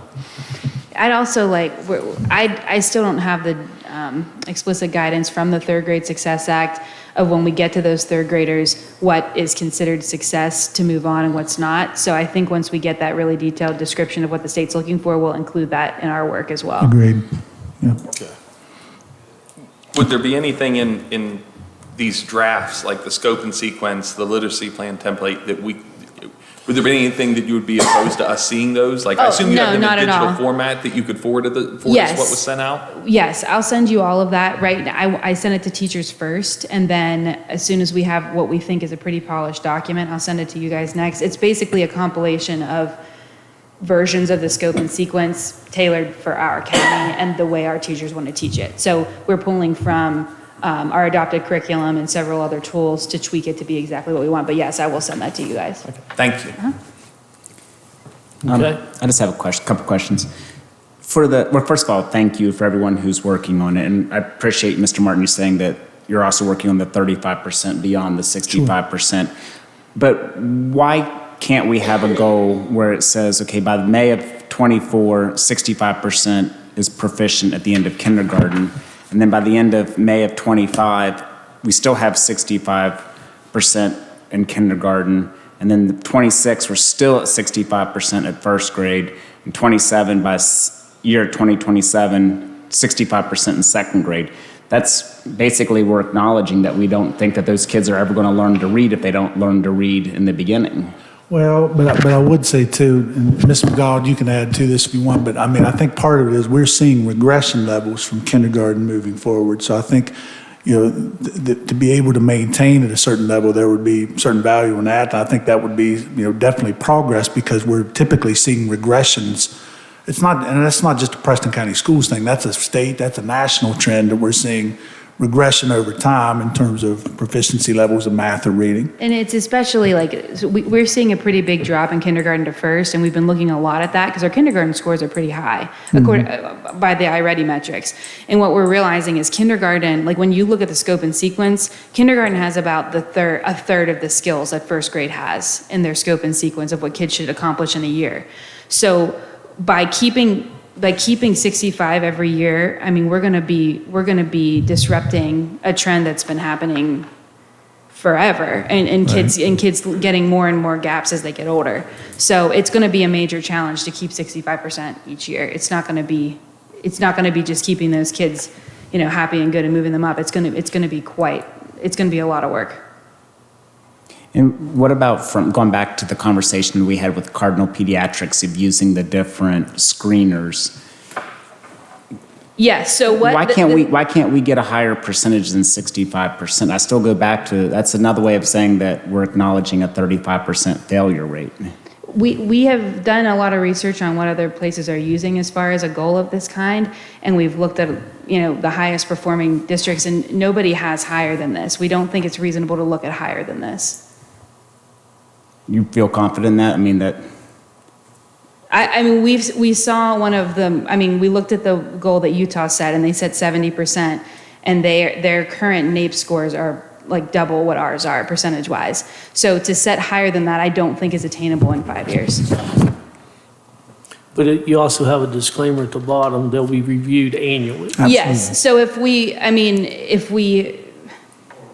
regardless of whether we're, achieving past our goal or under our goal, we're gonna have to look at it every year to continuously make up the gaps, whether positively or negatively, to make sure that so we set these short-term goals, but we're gonna have to look every year to see if we're on track to meet our 5-year goal or not. And so, getting on Mr. Tatham's bus, let's say they come in at the 65%, and the next year you could raise it to the 75%. That's what you're saying? Yes, but I would probably raise our kindergarten goal and not the first grade goal because of the regression we've seen. If we can get 65% of kids mastered at the end of kindergarten, and we keep those 65% of kids mastered in first grade, we would be having accomplished something amazing. So I would increase the goal, but I would start in kindergarten again and keep going. and that's something that you definitely, I have agreement, and I hear you with that, and that makes sense to me, that if you say, okay, by the end of May of 2024 in a year, we want 65% of our kindergartners to be literate, and then our goal is to keep that cohort at 65% with no regression, then that's achieving something major. But we should be able to learn something from that experience over that year. And then the next year, when another set of kids enter kindergarten, those teachers should be more knowledgeable, and they should have better skills from going through a year of getting all the kids to 65%. That I personally think that from that success, they may be able to pick up 5% more for the next year, that the next cohort of kindergartners could be at 70%. And then after 2 years of doing that, once again, keeping all those kids along for the next 12 years at 70%, that the third year that we're doing this, we could probably be at 75%.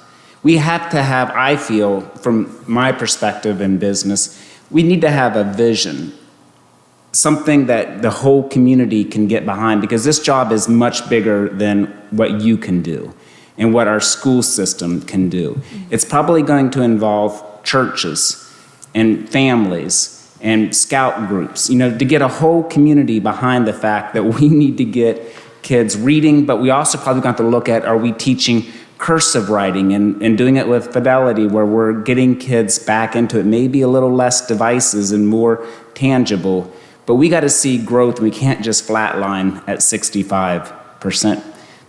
For no other reason. To me, it's not a good marketing message to say that we're happy with 65%. It is a starting point. I agree with that. And this is just a draft, and we'll have possible goals. So it'll be I'm taking it this is a living document that we're going to continually be coming back to. This isn't set in stone, if I'm understanding you correctly, Ms. McDonald. Right, yeah, that's why I put to review it annually, because I don't want to, we can't just set it and cross our fingers for 5 years. It's not gonna, we're gonna have to monitor this every step of the way to make sure that we're on track. All I'll say is I still think this is pretty aspirational. My encouragement was not to set a goal that we're not going to meet. And my biggest request would be, if you go from 35% to 65%, remember us when you get the offer for the $1 million contract to start being a national consultant. I'm just going to tell you, realistically, in my opinion, if you almost double this county in this time frame, I think there's going to be a lot of people on the national stage that are going to have want your number. And please remember us. But it's unlisted. Just so you know, it's unlisted. Yeah. I would love to see 100%. Absolutely. I just think this goal, you have to remember, also requires that the students are exactly on time, meeting the boxes on time. This doesn't mean that our kids aren't going to learn those 35% aren't going to learn to read. It means they're not going to necessarily hit the grade level markers that somebody arbitrarily set for them at age 6 or 7 or 8. Those are arbitrary. Grade levels are arbitrary. You know, the most, you know, the people that are doing the most innovative things in schools are getting rid of grade levels completely. And they're moving kids up standards and skills and forgetting about the boxes that we put them in grade levels and times and quarters. So this goal is based on a very cookie cutter version of a kid. So, and we can add metrics to this where we talk about what are our metrics for our kids who aren't on grade level? Do we want to set growth goals for all of those kids so that in every year they hit a certain growth goal? Like we don't have to just look at the 65, but I think this goal is literally, this is just looking at that cookie cutter of a kid that all kids just don't fit into.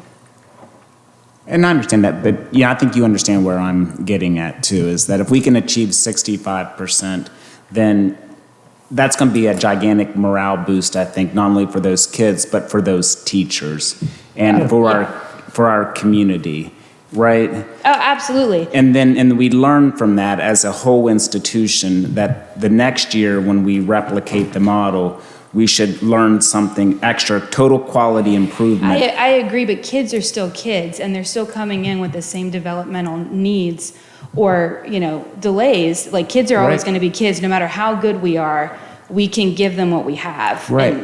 And so we're going to have to identify those deficiencies and forecast what we think those deficiencies are even before the school year starts so that we can start addressing them. Yeah, absolutely. I just think that timeline is something to continue to consider. I can agree with that, and I think the ability to look at it on a yearly basis, and once we get a year under our belt, is a great place to start. So for like me personally, I'm ready to move forward with the draft and to get a goal solidified so that we can get behind it. Okay, this is just discussion information tonight. And when Ms. McDonald brings this to us, that she's ready, then we'll be ready to go forward. But certainly the development of this goal, this is something we would certainly incorporate into the strategic plan as well. I mean, this is going to be embedded within our strategic plan, I'm sure. And thank you for all the work that you've done. I know there's a lot in the research to find out what other places are doing. It is appreciated. Okay, moving on. Next on the agenda is the alternative education options for 23-24. It's discussion information as well. Right now, Mr. Huggins, this is what we are hopeful to be able to do in regards. Mrs. Varner and Mrs. Miller had been in consultation with the State Department. This is what we feel we can accomplish at this point for the coming year as it relates to alternative education services. So we do plan to post for 2 evening AEP/homebound instructors. What we have found is we've been posting for evening AEP on a stipend-based salary, and we're not getting anybody. We're not getting any interest. We have found this year we have had significant need for homebound services. We have significant need for AEP based upon the number of expulsion diversion plans we're incorporating. So we feel like if we would go with a full-time position versus a stipend-based job, we're hopeful that we will have better luck in terms of being able to attract, potential applicants to provide that so that we're not overwhelming. I know a concern this year as we went through all of these various expulsion diversion processes is we don't want to overwhelm our existing AEP program. I think Mr. Martin does a great job over there, but we can't continue to just continue to push more and more kids into that program without other possibilities or recourse. So that is something we're definitely planning for. If we were able to do this for a year, we can use ESSER monies for basically that this is learning loss. We could structure the position so that they're not going to work a traditional academic day. They would say, for example, work a 10 to 6 shift, where from 10 a.m. to say 3:15, that's where we can incorporate homebound visitation services. And we can run a nighttime AEP, say, for example, from Monday through Thursday from 3:15 to 5:45. That would incorporate an ability to provide transportation services for hardship cases that we need to be able to get them in and potentially get them home. Now, that would have to be something we would spell out in our, expulsion diversion plans, so forth, if we're going to permit transportation services for some of these kids if we place them in an evening environment. Because my concern is in the absence of that is kids just kind of fall through the cracks. They don't attend. So we're trying to incorporate a model that we think will hopefully be able to attract potential applicants, but also fill 2 very real needs for us as they pertain to homebound and additional AEP services at the high school level. Okay, so then next, in response to House Bill 2890, the district plans to establish an alternative learning program or classroom, teacher plus an aide at Roseburg School for students in grades 6 through 8. Right now, the legislation allows for us to place based at those grade levels and upwards. So 6 through 12, we can actually place based upon the parameters of this. Right now, since we have high school placement options at Preston High, we're looking at Roseburg. We'd like to be able to incorporate the Roseburg building more because of the lack of a significant number of enrolled students at the school. This is going to be, this could be a potential for either short or long-term placements related to habitual behavioral issues. Of course, with the new legislation, you know, we have to have some type of alternative place. You know, we have to be working on a plan to that end. So these positions, again, would be funded through SRF. Now, again, we have 1 year of SRF monies. So I think in the development of a potential levy, I think that if we're looking at alternative educational services, this is something, these positions, if we find that they are effective, could be rolled into a potential levy so that we have a long-term and substantial known funding source for these types of positions. Finally, the district would work in conjunction with representatives from Marshall University to continue to work to develop a well-defined tiered system of support and incorporate elements of PBIS for the coming academic year. Kingwood Elementary is a recognized model school for PBIS services. Aurora and Brewston have gone through the necessary training requirements this year. And I believe all of our schools, with the exception of maybe, we were still looking at Fellows,ville and Roseburg because we were having an administrative change there, and Preston High School in terms of incorporating PBIS for the coming academic year. So that would require those schools to do the same level of training that was completed by Aurora and Brewston. So that's what we're looking, you know, to do right now as it pertains to alternative ed. It does not address every problem that we have. But guys, I feel like it is a step in the right direction in the fact that we haven't had these services before. The potential is, can we attract the potential candidates to fill these jobs and get an effective person to work in these roles? I mean, that's going to be paramount to the success of anything we do. And that's generally paramount any time is you know, obviously teachers with strong skills, that's where our success comes, if we can get teachers in classrooms that are very skilled and working with our students. So I just wanted to get that out to you. I know this has been a discussion point for a while. We were running into a lot of issues in terms of our ability to transport special needs students to Roseburg based upon that, and Mrs. Miller, it would require like an IEP change, and we would have an issue with being able to deliver the number of instructional minutes because of the travel time. Am I correct in that? Okay, so Mr. Huggins, that's what I wanted to bring forth as a prospective plan for the coming academic year. Okay. Just to clarify, this would all be done at the existing sites, like it would be done at the high school? Yes. Like where we currently are doing, so it's not... We could look, I mean, we have sufficient classroom space at PHS. If we needed to add an additional classroom, I mean, we definitely could find classroom space at PHS to accommodate a nighttime program. But honestly, the program model before they incorporated the same classroom, it's a good pickup point there where students can enter there, where Mr. Martin's current classroom. So the nighttime program likely would still be incorporated there in the same classroom space. I'm just clarifying, like, because we had some discussion about it at Kingwood Elementary, so like, this is all just wherever we're doing Right now, it we're looking at currently. Roseburg and at Preston High School. Okay. Yep. And so a couple meetings ago, I had asked, like, have we looked at moving a grade from Kingwood Elementary to Roseburg? Because I didn't see any way we were going to get the busing where we get all the AEP students to Roseburg, but we can get them to Kingwood. I mean, is that something we should look into? That would be something that would require a public hearing process if we were to make a configuration change. Yeah, that would be something that we would have to incorporate and have to be accomplished prior to December of 2023. Okay, but I mean, like, as far as a full-blown AEP for our K through 8th grade. If I would say this, a building, if for example, an ultimate decision would need to be made on a school like Roseburg. If that building were to be closed, for example, I mean, and that was something that's been proposed a few years back. If that building were simply an AEP and not housing another school within it, that gives, Janet, am I correct in that? That gives us a little more leeway in terms of how we can operate that facility. Am I correct in that? If it's a standalone building itself, not a school within a school. Okay, so because it would be a different program within the school, we're restricted right now. But if there's. Yes, that's from, Jan, I don't want to speak for you, but from your guidance, what you talked with the State Department, trying to operate a school within a school create a lot of logistical issues in regards to special needs students. Am I correct in that? Yeah, for the special needs students, yes, because you're actually required to provide them their services in their home school, and then if you can't, then you would look at another place. But if you were gonna provide it at Roseburg, they'd have to be there during the Roseburg school day, because that's a K-8 school. And we're looking at Roseburg in terms of busing. When we conferred with Mr. Plum, probably our best case scenario is we could get kids down there by like 8:15-ish, so they would be a shorter academic day. Now, again, for non-special needs, students, that might be a possibility that they could operate under some type of adjusted schedule. But the parameters of an IEP, there are some restrictions that don't allow us the same considerations for those students.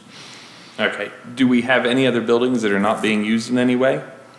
Like, I know we talked about buildings that we sold the one Kingwood building, or I say I mean the Preston County system, this was long before, but I mean, do we have other buildings that are not in use that? None that would in terms of trying to bring those up to the standards to be populated by students and staff, it would be cost prohibitive, like Tunnelton, Denver, for example. That building's, it's just been used primarily as storage. There's no way. That's really the only building that we own right now outside of our existing operating buildings that we would have at our disposal. And so the information here that you're discussing for the 6th through 8th is this 2890 bill says after they've been removed from the classroom 3 times, they get suspended. And that's what we're providing it outside of the classroom? If we can provide and demonstrate that we've provided a tiered system of interventions that we've tried to incorporate with those students, we could look at a possible alternative placement for those students for some designated period of time. What I would say is, let's say, for example, we start the academic year and we don't have any 6th through 8th grade programs available. You could still incorporate that staff where they may be working out. We would need to hire that individual from an itinerant nature so that they could work in other buildings as necessary. Maybe they're going out and working in conjunction with the student that's out in the home school that's experiencing issues. That maybe you can head that problem off, get it solved in the school environment where they don't necessarily have to be shifted to an alternative program. It's not necessary that you're going to day one that you're going to have 10 kids ready to roll in an AEP, but you need to incorporate that staff in some capacity. We just don't want them sitting down at Roseburg waiting on kids. Right. And I mean, just in regards to this 2890, I'm assuming in your principals meetings and stuff, like they're coming up with a plan of some teacher that's got an off period where they're not teaching to be able to put these students, because once they're sent out of the classroom, they can't go back. We're definitely going to have to look at internal suspension mechanisms. Most schools have been looking at that or looking at some type of alternatives. It is going to be very challenging. I mean, I know this is going to take some investment of some nature, whether that's subs, which a sub's difficult because you don't know when they're being sent to the office. So Right. I'm just saying, I understand we're going to have some kind of a roaming position or one of these, but I would be curious as we're getting updates from the principals on what they're considering, like what some of those options are looking like for that, if we can just have an idea of what we're looking at there. As we get feedback from principals as to their plans to adhere to the new legislation. I mean, again, I'm all for investing to make this work. We need an AEP. We need something to solve distractions in the classroom from every student that is a distraction in the classroom, IEP or otherwise. If we want to get an education, if we want to make advancement on reading, we have got to give the learning minutes actual be available for learning. So anyways, I appreciate your efforts and your update and everything you've provided here. Okay, moving on. Thank you. And I think all of us agree because we've told you to look at doing that. So we're ready to go there.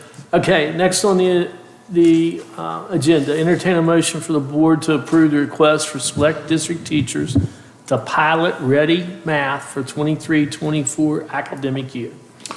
And Mr. Huggins, again, I had Mrs. McDonald prep this. We have had a number of teachers that used the Ready Math curriculum this year with, and Mrs. McDonald, you can maybe share their level of success. But I think what you're looking to do is to potentially expand this to looking at use of teachers in grades 6 through 8 as well. So the pilot from this past year didn't start until January, so we didn't really get a full picture at a full year with this program for anybody. So the pilot includes teachers that started it that wanted to do a full year, most of our middle school teachers, and then several other elementary teachers that wanted to try it as well. So those teachers who piloted that felt that it was a good endeavor, they're going to continue with that? Yes, Okay. none of them have elected to not do it again. They all would like to do the program for the full year. And most of them, all of them had positive feedback. We just didn't feel like we had enough time to really look at the testing data because they only had like 2.5 months, I think, as it worked out from when they actually got the materials to when our final benchmark was. So it just wasn't enough instruction time to see a major difference for comparison data. So that's why we're looking to do it for the full year. So overall, this is going to be the six original participants, 6 additional at the elementary level, and then 11 more at grades 6 through 8. Yes. Okay. Just a point of clarification. I know you guys showed the printed textbooks for students, but on here it says student texts for all students, but it doesn't have parentheses printed like it does teacher manual, but Yes, the students those are provided. printed, yes. Printed. Yeah, I was trying to figure out how to say that. Those will be printed. Okay. The teacher manual is a printed book, and so are the student texts. And then they'll still have access to iReady as they already do, but they'll be getting the actual books. And because this is the expansion of this, there's going to be we're going to have, like the original pilot, I think we were able to get that with very limited cost. Am I correct? Right, we will have to pay for these materials. The way they can provide free materials is at a certain percentage of students within a district. So if it's a small, I can't remember what he told me. I think they could provide pilot materials for less than 15% or less of the kids in a certain grade level, which because of how many people we have, we don't fit that. But we will be able to fund this, but it will be a cost. So first off, I know you said that there was limited data, but do we compare the group in the pilot to the group outside of the pilot just even seeing what what their math scores were in the Go Math or the iReady Math or whatever it was, do we have any data that gave any kind of a difference? Teachers can like it because it makes their life easier, or they can like it because it makes students learn better, or they can like it because they now have a textbook that they didn't have with the non-pilot. So, the teacher's opinion is one side of it, but do we have anything at all? The data was, the teachers that did the program had just as good as their peers or slightly higher. It just wasn't an extreme difference. Okay. So I can pull some numbers. We looked at it. It just, as far as, I don't want to put a lot of stock into it because it just wasn't quite enough time, but it was all positive based on the iReady scores and some other assessments as well. Okay. And then with the pilot, like you pointed out, they're getting a printed, or Mr. Tatham pointed out, they're getting a printed text. Is everything that is being part of the pilot, we believe that we can afford to provide if we go full county-wide? Or if we go county-wide, we may not be able to afford the printed text for the students? I actually don't know the answer to that. I don't know what funds we have for a math pilot through the Step 7. I don't know the answer to that. Yeah, we would have to look at how much Step 7 monies have been held in reserve, but typically we pretty aggressively budget for, math or reading adoptions because they're so much more expensive. Okay. Just knowing what we have and what we don't have in the current adoption, we pay for printed materials for K-5 currently, and this would be expanding printed materials to 6 through 8. So my assumption would be that yes, what we'd be looking at with this pilot would be what we want with the actual adoption. I haven't sat with Katrina. That's not my fund, so I haven't gone through it line by line. But based on what we already get from Go Math, I'm thinking we should be able to do it all. So if we choose to approve this request, it's on the agenda tonight. If we choose to do that, I would just request, if I could please, let's validate we could afford that. You have the option. Once we prove whether or not we take the request to continue it, you still have that option, I would believe, as the head person. But I think that should be looked at before you take an action, if I may input my 2 cents to make sure that we can afford that, or we know ahead of time the differences between what we could actually afford projected wise. We may not have the exact amount of the budgets Right. or whatever, but do we think that we could afford Well, that I if mean, we very do believe quickly, this I is a can winning compare, thing? that they can get me a quote for what adoption would look like versus what we pay for Go Math currently. Like, that would be Yeah. a pretty quick comparison. Yeah, that would I just can be do a that. request of mine. I mean, I prefer if we were able to answer that before we would adopt a pilot. But I would just request if we could, let's look at that before we take steps into purchasing more into the pilot. Yep, that makes sense. I can do that. So again, entertain a motion for the board to approve the pilot ready math. So moved. Second. Moved by Mr. Kisner, or Mr. Tatham, second by Mr. Kisner. Sorry, guys. Any more discussion? Hearing none, call for the vote. Voting is open.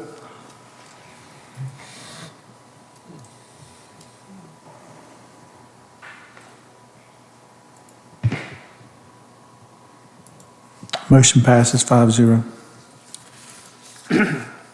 Next on the agenda, I entertain a motion to approve the schedule of checks. So moved. Second. Moved by Mr. Kisner, second by Ms. Feathers. Any discussion? Hearing none? Sorry. There's a $19,000 check for the library, AHU. I don't know what AHU is or what do we know by, it's in the levy funds, but it's 19,000 some odd dollars for the library, AHU. Which page? It's on the levy and it's the fifth check, which is, it's only one page, but it's the fifth check, 19,688.43. Hold on, let me bring that up. I'm sorry. It's okay. Give me a second here, because I Levy opened the checks. public instead of the, Is it under the executive content or the public content? yeah, I opened the public, but the executive has more pages. So it's on page 6. Of the executive content. Yeah, and so like the page 6 that breaks it out more, AHU concourse controls upgrade, PHS concourse AHU controls upgrade, library AHU LON controller, Preston High. I think those are it's expenses related to HVAC controller units for the high school, but I can get clarification on it. You say it was. So it just something like- happens to also control the library. It probably has to do with the Yes. issues they were having Probably inside the of the area, gym. the area of the building, yeah. Okay, I just couldn't tell from It's who. Casto Technical Service, that's definitely related to HVAC. I mean, I can get clarification from Matt as exactly what all was entailed with that. Okay, but that's fine. HVAC, ultimately, it's not Yes, it's something HVAC with the library. Casto. That's enough, if that's what you believe it is and you confirm that. Casto's definitely an Okay, HVAC. then that makes sense. The only other question I had was, it looks like we returned $21,000 of grant funds. Which fund? That is in the regular checking. Shoot, I always click on that.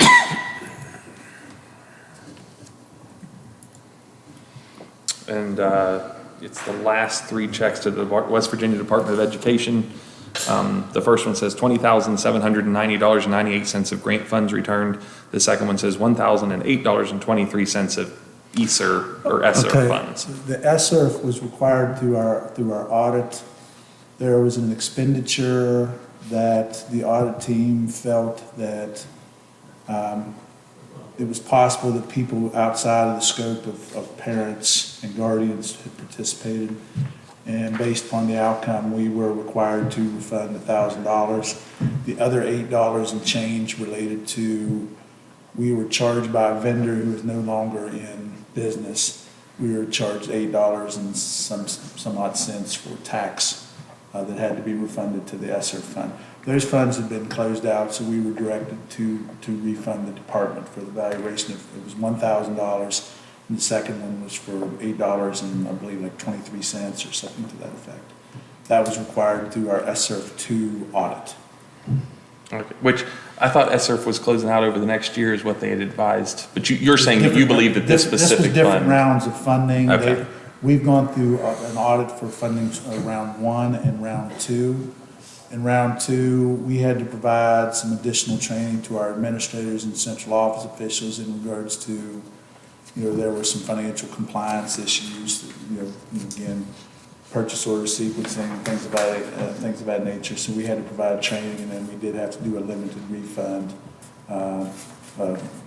Again, it was $1,008 and change. Okay. And then the other one was to the West Virginia Department. It wasn't ESER, or at least it wasn't in the memo. I don't know, I'm not certain of what that entails. You say it was approximately, a return of approximately It was 21,000. $20,790.98. Give me that figure one more time, 20,000 one. 20790.98. And it's on page 140 of the print, but yeah, 143 of the PDF. In some of that, if you remember, we had that training in Morgantown, that ESER. They told us that some of that was because the rules were written after they gave the money. That's very true. And that schools was going to be, the counties would have to do that. And I think this is an example of that. Probably, They told yeah. us that was coming. I'm certain because On the first. I wrote the response on the one for the $1,000 and the $8 and change. I'm certain I know what event was the cause of that, and I know what vendor overcharges for that. We couldn't seek out a refund on that because that vendor is no longer in business. Gotcha. So I can look at that. You say it was $20,790 and change. Yeah. Okay. 98 cents, yeah. Refunded to the Department of Which is broken into Education. three separate sections as far as what but it was one check. Okay, broken it into was three page lines, but- 143, Yeah. and I'll have to look and see there could have been pieces of it could have been pieces of CTE grants that were not fully fulfilled as a possibility as well. Okay. I appreciate any follow-up. Okay, Anything else? Okay, call for the vote. You can't ask any more, Mr. Kisner. voting is open.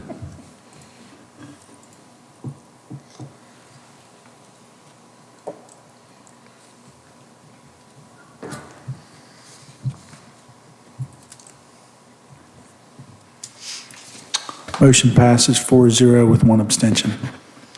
Entertain a motion for the board to approve the budget journal entry 173. So moved. Second.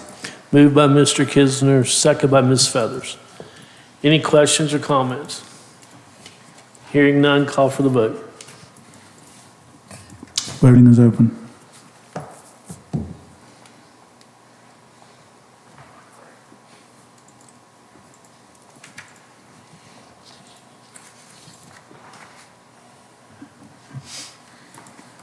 Motion passes 5-0.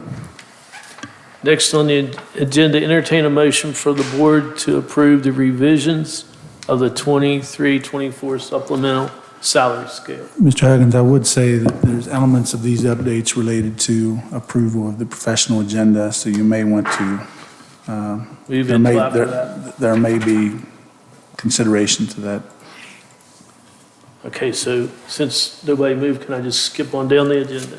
Okay, so I just need to put this, we come back to it. Extend it. Because if not, I'll forget. I still may forget. Thank you, Mr. Martin. Okay, going down, the maintenance work order system update is informational.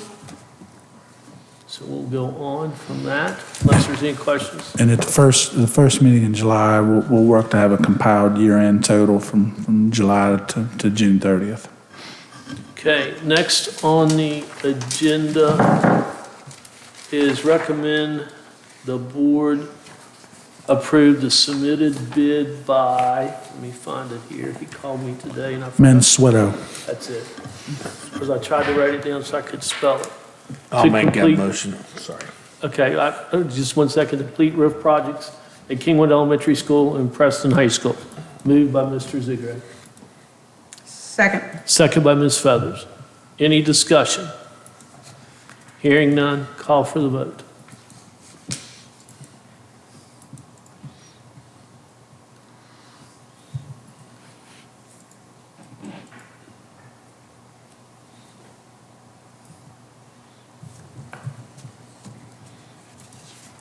Motion passes 5-0. Okay, next, entertain a motion, that's not, wait a minute, it's not a motion yet.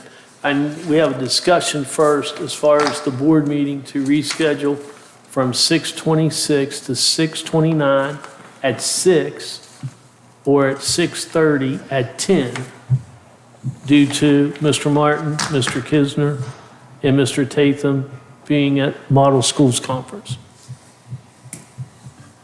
So it's, I know Mr. Kisner will not be available either of those dates. I say that week, I'm driving, not flying, so as far as later that week, I'm still on the road. That's fine. One way or the other. Mr. Zigray, are you in town that week? No. Okay. I'm flexible. Okay, Mr. Tatham? Well, I haven't pulled the trigger yet on flying or driving, but I would assume I'm flying, and I would assume the 29th would be the best for me. Okay, Ms. Feathers, is that okay? So it looks like, Mr. Martin, if you're good to 20, Would, Not- Mr. Zigray, are you back the following week on the 3rd, or is there something that prevents us from going into the next month? You have to take action on it depends upon what you do on my performance evaluation tonight, so. if Mr. Martin's is done tonight, then we could wait. And I'm fine with being virtual, I just was offering if it allowed all 5 of us to be here in person, that we may want to consider going to the, just moving it 1 week to the 3rd. But I have no opposition to the, If it means anything, Mr. Martin's evaluation is just listed as a discussion information item. It's not listed as an action item. Okay. Can we do that from that? If we go through your evaluation? I don't know that answer. I know what you're asking. That's why I'm asking the question. Since it's listed. I mean, once before you told me I couldn't do one thing because it wasn't a listed action. That's probably right. So, okay, I guess we'll discuss it. So yeah, we'll have to have it that day. That's fair. That's why I asked. Yeah. Yeah, because we're not supposed to. I guess I'll take blame for that because I wasn't thinking. I was thinking we could do that. That's my fault. My concern, Mr. Huggins, is based upon the time of night this was coming through, whether you all would want to take that on at this juncture of the night, or if you wanted to review the materials and come back at the meeting prior to the 30th. That was my thought process in terms of placement on the agenda. Okay, so well, we will definitely have to have that meeting. Okay. Are we able to have the meeting before the Model Schools Conference? I think Mr. Huggins was going to be out the week of the Oh, 23rd. I'm the sorry. week prior to I'm that. sorry. Okay. And he's more important to me than Mr. Zigray. Yeah. I forgot that. No, Ms. Feathers can do it. I just can't do it. It's, my wife would not be happy. And if she's not happy, somebody would be adopting me. Mr. Martin's already refused, so it's up to somebody else. I might be with Mr. McCrum. He's close. No, guess not. So which one of those dates is better then? I picked the 29th. Is that okay, Ms. Feathers? Mr. Martin? Okay, work. Mr. Zigray, you're going. I'm going. Mr. Kisner, you will be traveling. I don't believe there'll be an issue with me attending virtually. If We can make that arrangement. Okay. Okay, so then it is. Just make sure tonight I don't want to talk a lot. When night's that. I couldn't resist. Okay, Mr. Huggins, I adjusted the motion accordingly, so recommend to the board approve the scheduled 6/26/23 BOE meeting to be rescheduled 6:20. on 6/29 at 6 p.m. due to Superintendent Martin and BOE members Kisner and Tatham's attendance to the Model School Conference. Okay, so we have the recommendation. So moved. Second. Moved by Mr. Kisner, second by Mr. Zigray. Any discussion? Hearing none, call for the vote.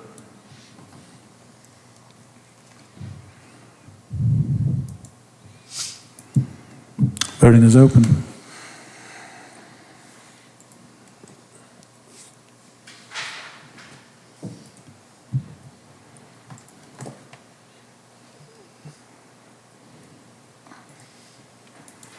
Motion passes 5-0.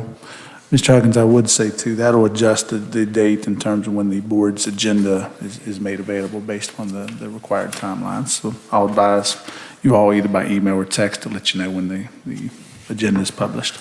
Okay, the next is the superintendent's performance evaluation is discussion information. That's an executive session. I have a question because I don't know the answer. Are you involved in that at this time or is it after? Do we meet? I don't know how to do that. I've never sat in on one myself, but Mr. Watching always sat in with you all, didn't he? We have to have, Him in? yeah. Okay. We can't be an executive, am I correct, without Yeah. Brad, period? Okay, that's why I wasn't Yeah, sure. you can be in executive session if you need to discuss something. Well, that's, I have no problem with him going in. I mean, I'm just saying, I believe that if there was like even a disciplinary or something like that, that you'd have to do that. But Well, at this time, I entertain a motion, we're taking him into session, entertaining a motion to go in executive session to discuss with Mr. Martin his evaluation documentation that he has for us. so moved. Second. Moved by Mr. Kisner, second by Mr. Ziegre. And this would have to be a vote because a voice vote. Go ahead. Just, it's a matter of discussion. Do we need to address anything else personnel-wise in the same executive session so that we don't need to come back in to go back out? I think that would be advisable. So I would like to amend the motion to go, just to also discuss personnel, Okay. hiring, legal positions, to extend that.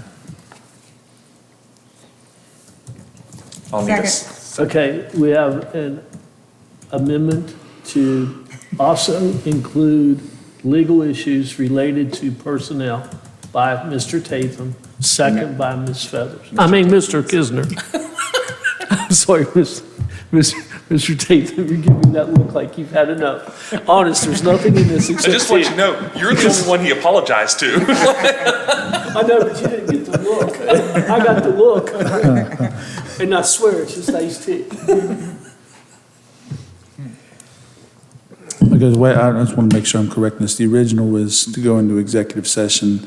That was modified by Mr. Kisner to inclusive of the superintendent's evaluation plus professional personnel items. That was seconded by Mr. Ziegre? Mr. Got it. Feathers, Ms. Mr. Feathers. Feathers, okay. I'm sorry. Mr. Cross Martin. did it. It's okay. Okay, Would've now just we made it right vote. the first time. Now we vote verbally on the amended. So, Mr. Tatham, Yes. Yes. Yes. Yes. yes. Now we vote on the original, Mr. Tatham. Yes. Yes. Yes. Yes. Yes. And the time is 9:05.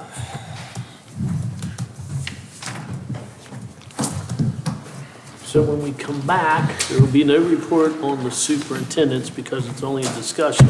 But we have two items to address before we adjourn. Yep. Okay.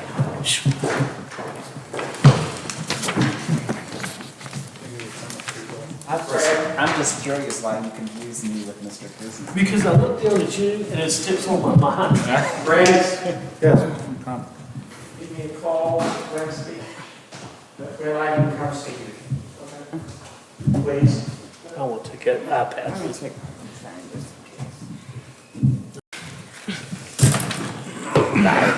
Okay. This time entertain a motion to come back out of executive session. So moved. Second. Moved by Mr. Kisner, second by Mr. Ziegre. Any discussion? Hearing none, call for the vote. Mr. Tatham. Yes. Yes. Yes. Yes. Yes, 5-0 at 10:14. At this time, I entertain a motion to, let me find it. I'm sorry. I move we approve the professional agenda. Thank you. Second. Hold on one second, I gotta save this. Okay, folks, I will say, let me make sure here. There was not a motion, okay, there was not a motion. I'm sorry. Professional agenda. I move that, no, we did approve that one. I move that we resume the tabled item of the professional agenda. Okay, you're right. I forgot that. Move agenda to final item of the meeting, Feathers, seconded by Kisner, 5-0. Yeah. Second. So moved by Mr. Kisner and seconded by Mr. Zegray to approve the professional agenda. Any questions, discussions, or comments? Hearing none, call for the vote. Voting is open.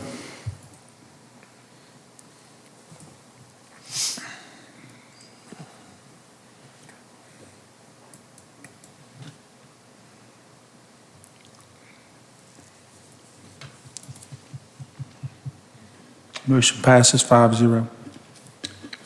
Next on the agenda, entertain a motion to approve let me get a second, recommend the board approve the revisions of the 23-24 supplementary salary scale.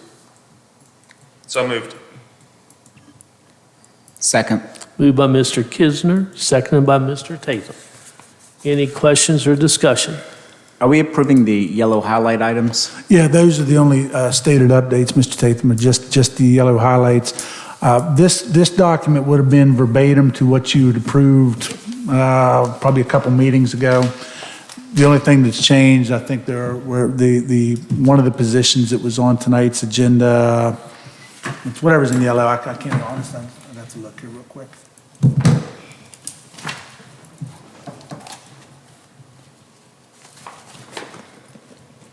Assistant athletic Change director. athletic director. That was based upon the retirement of an individual on the professional agenda as well.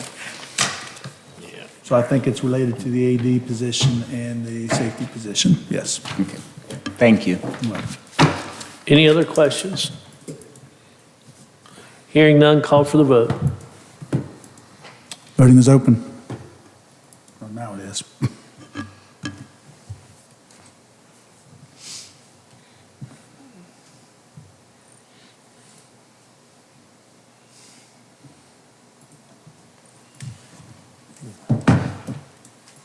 Motion passes 5-0.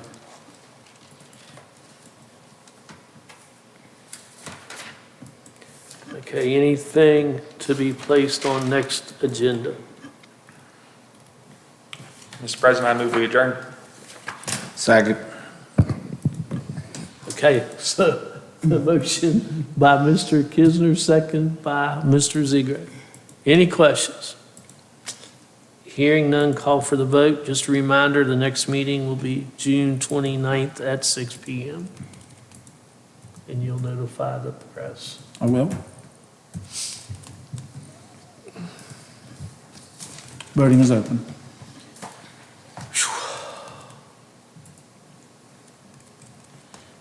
$10:18. Well, not yet. Wait till you get the votes. I got 17. My phone's right. Motion passes 5-0 at 10:18. 10:18. All right. So the 29th, Mr. Zegray, you won't be there at all? I'll be on the ocean. Okay, but the other I four hope of you're not us. on the ocean. Of course, it might be better than in the ocean. The other four of us all plan on being there. Wait, we're I'm gonna still attend live, guys. virtually. Wait a minute. Oh, okay. Sorry. I mean, I wouldn't say anything that's gonna affect anything, I just was. Me, just picking on Mr. Zegray.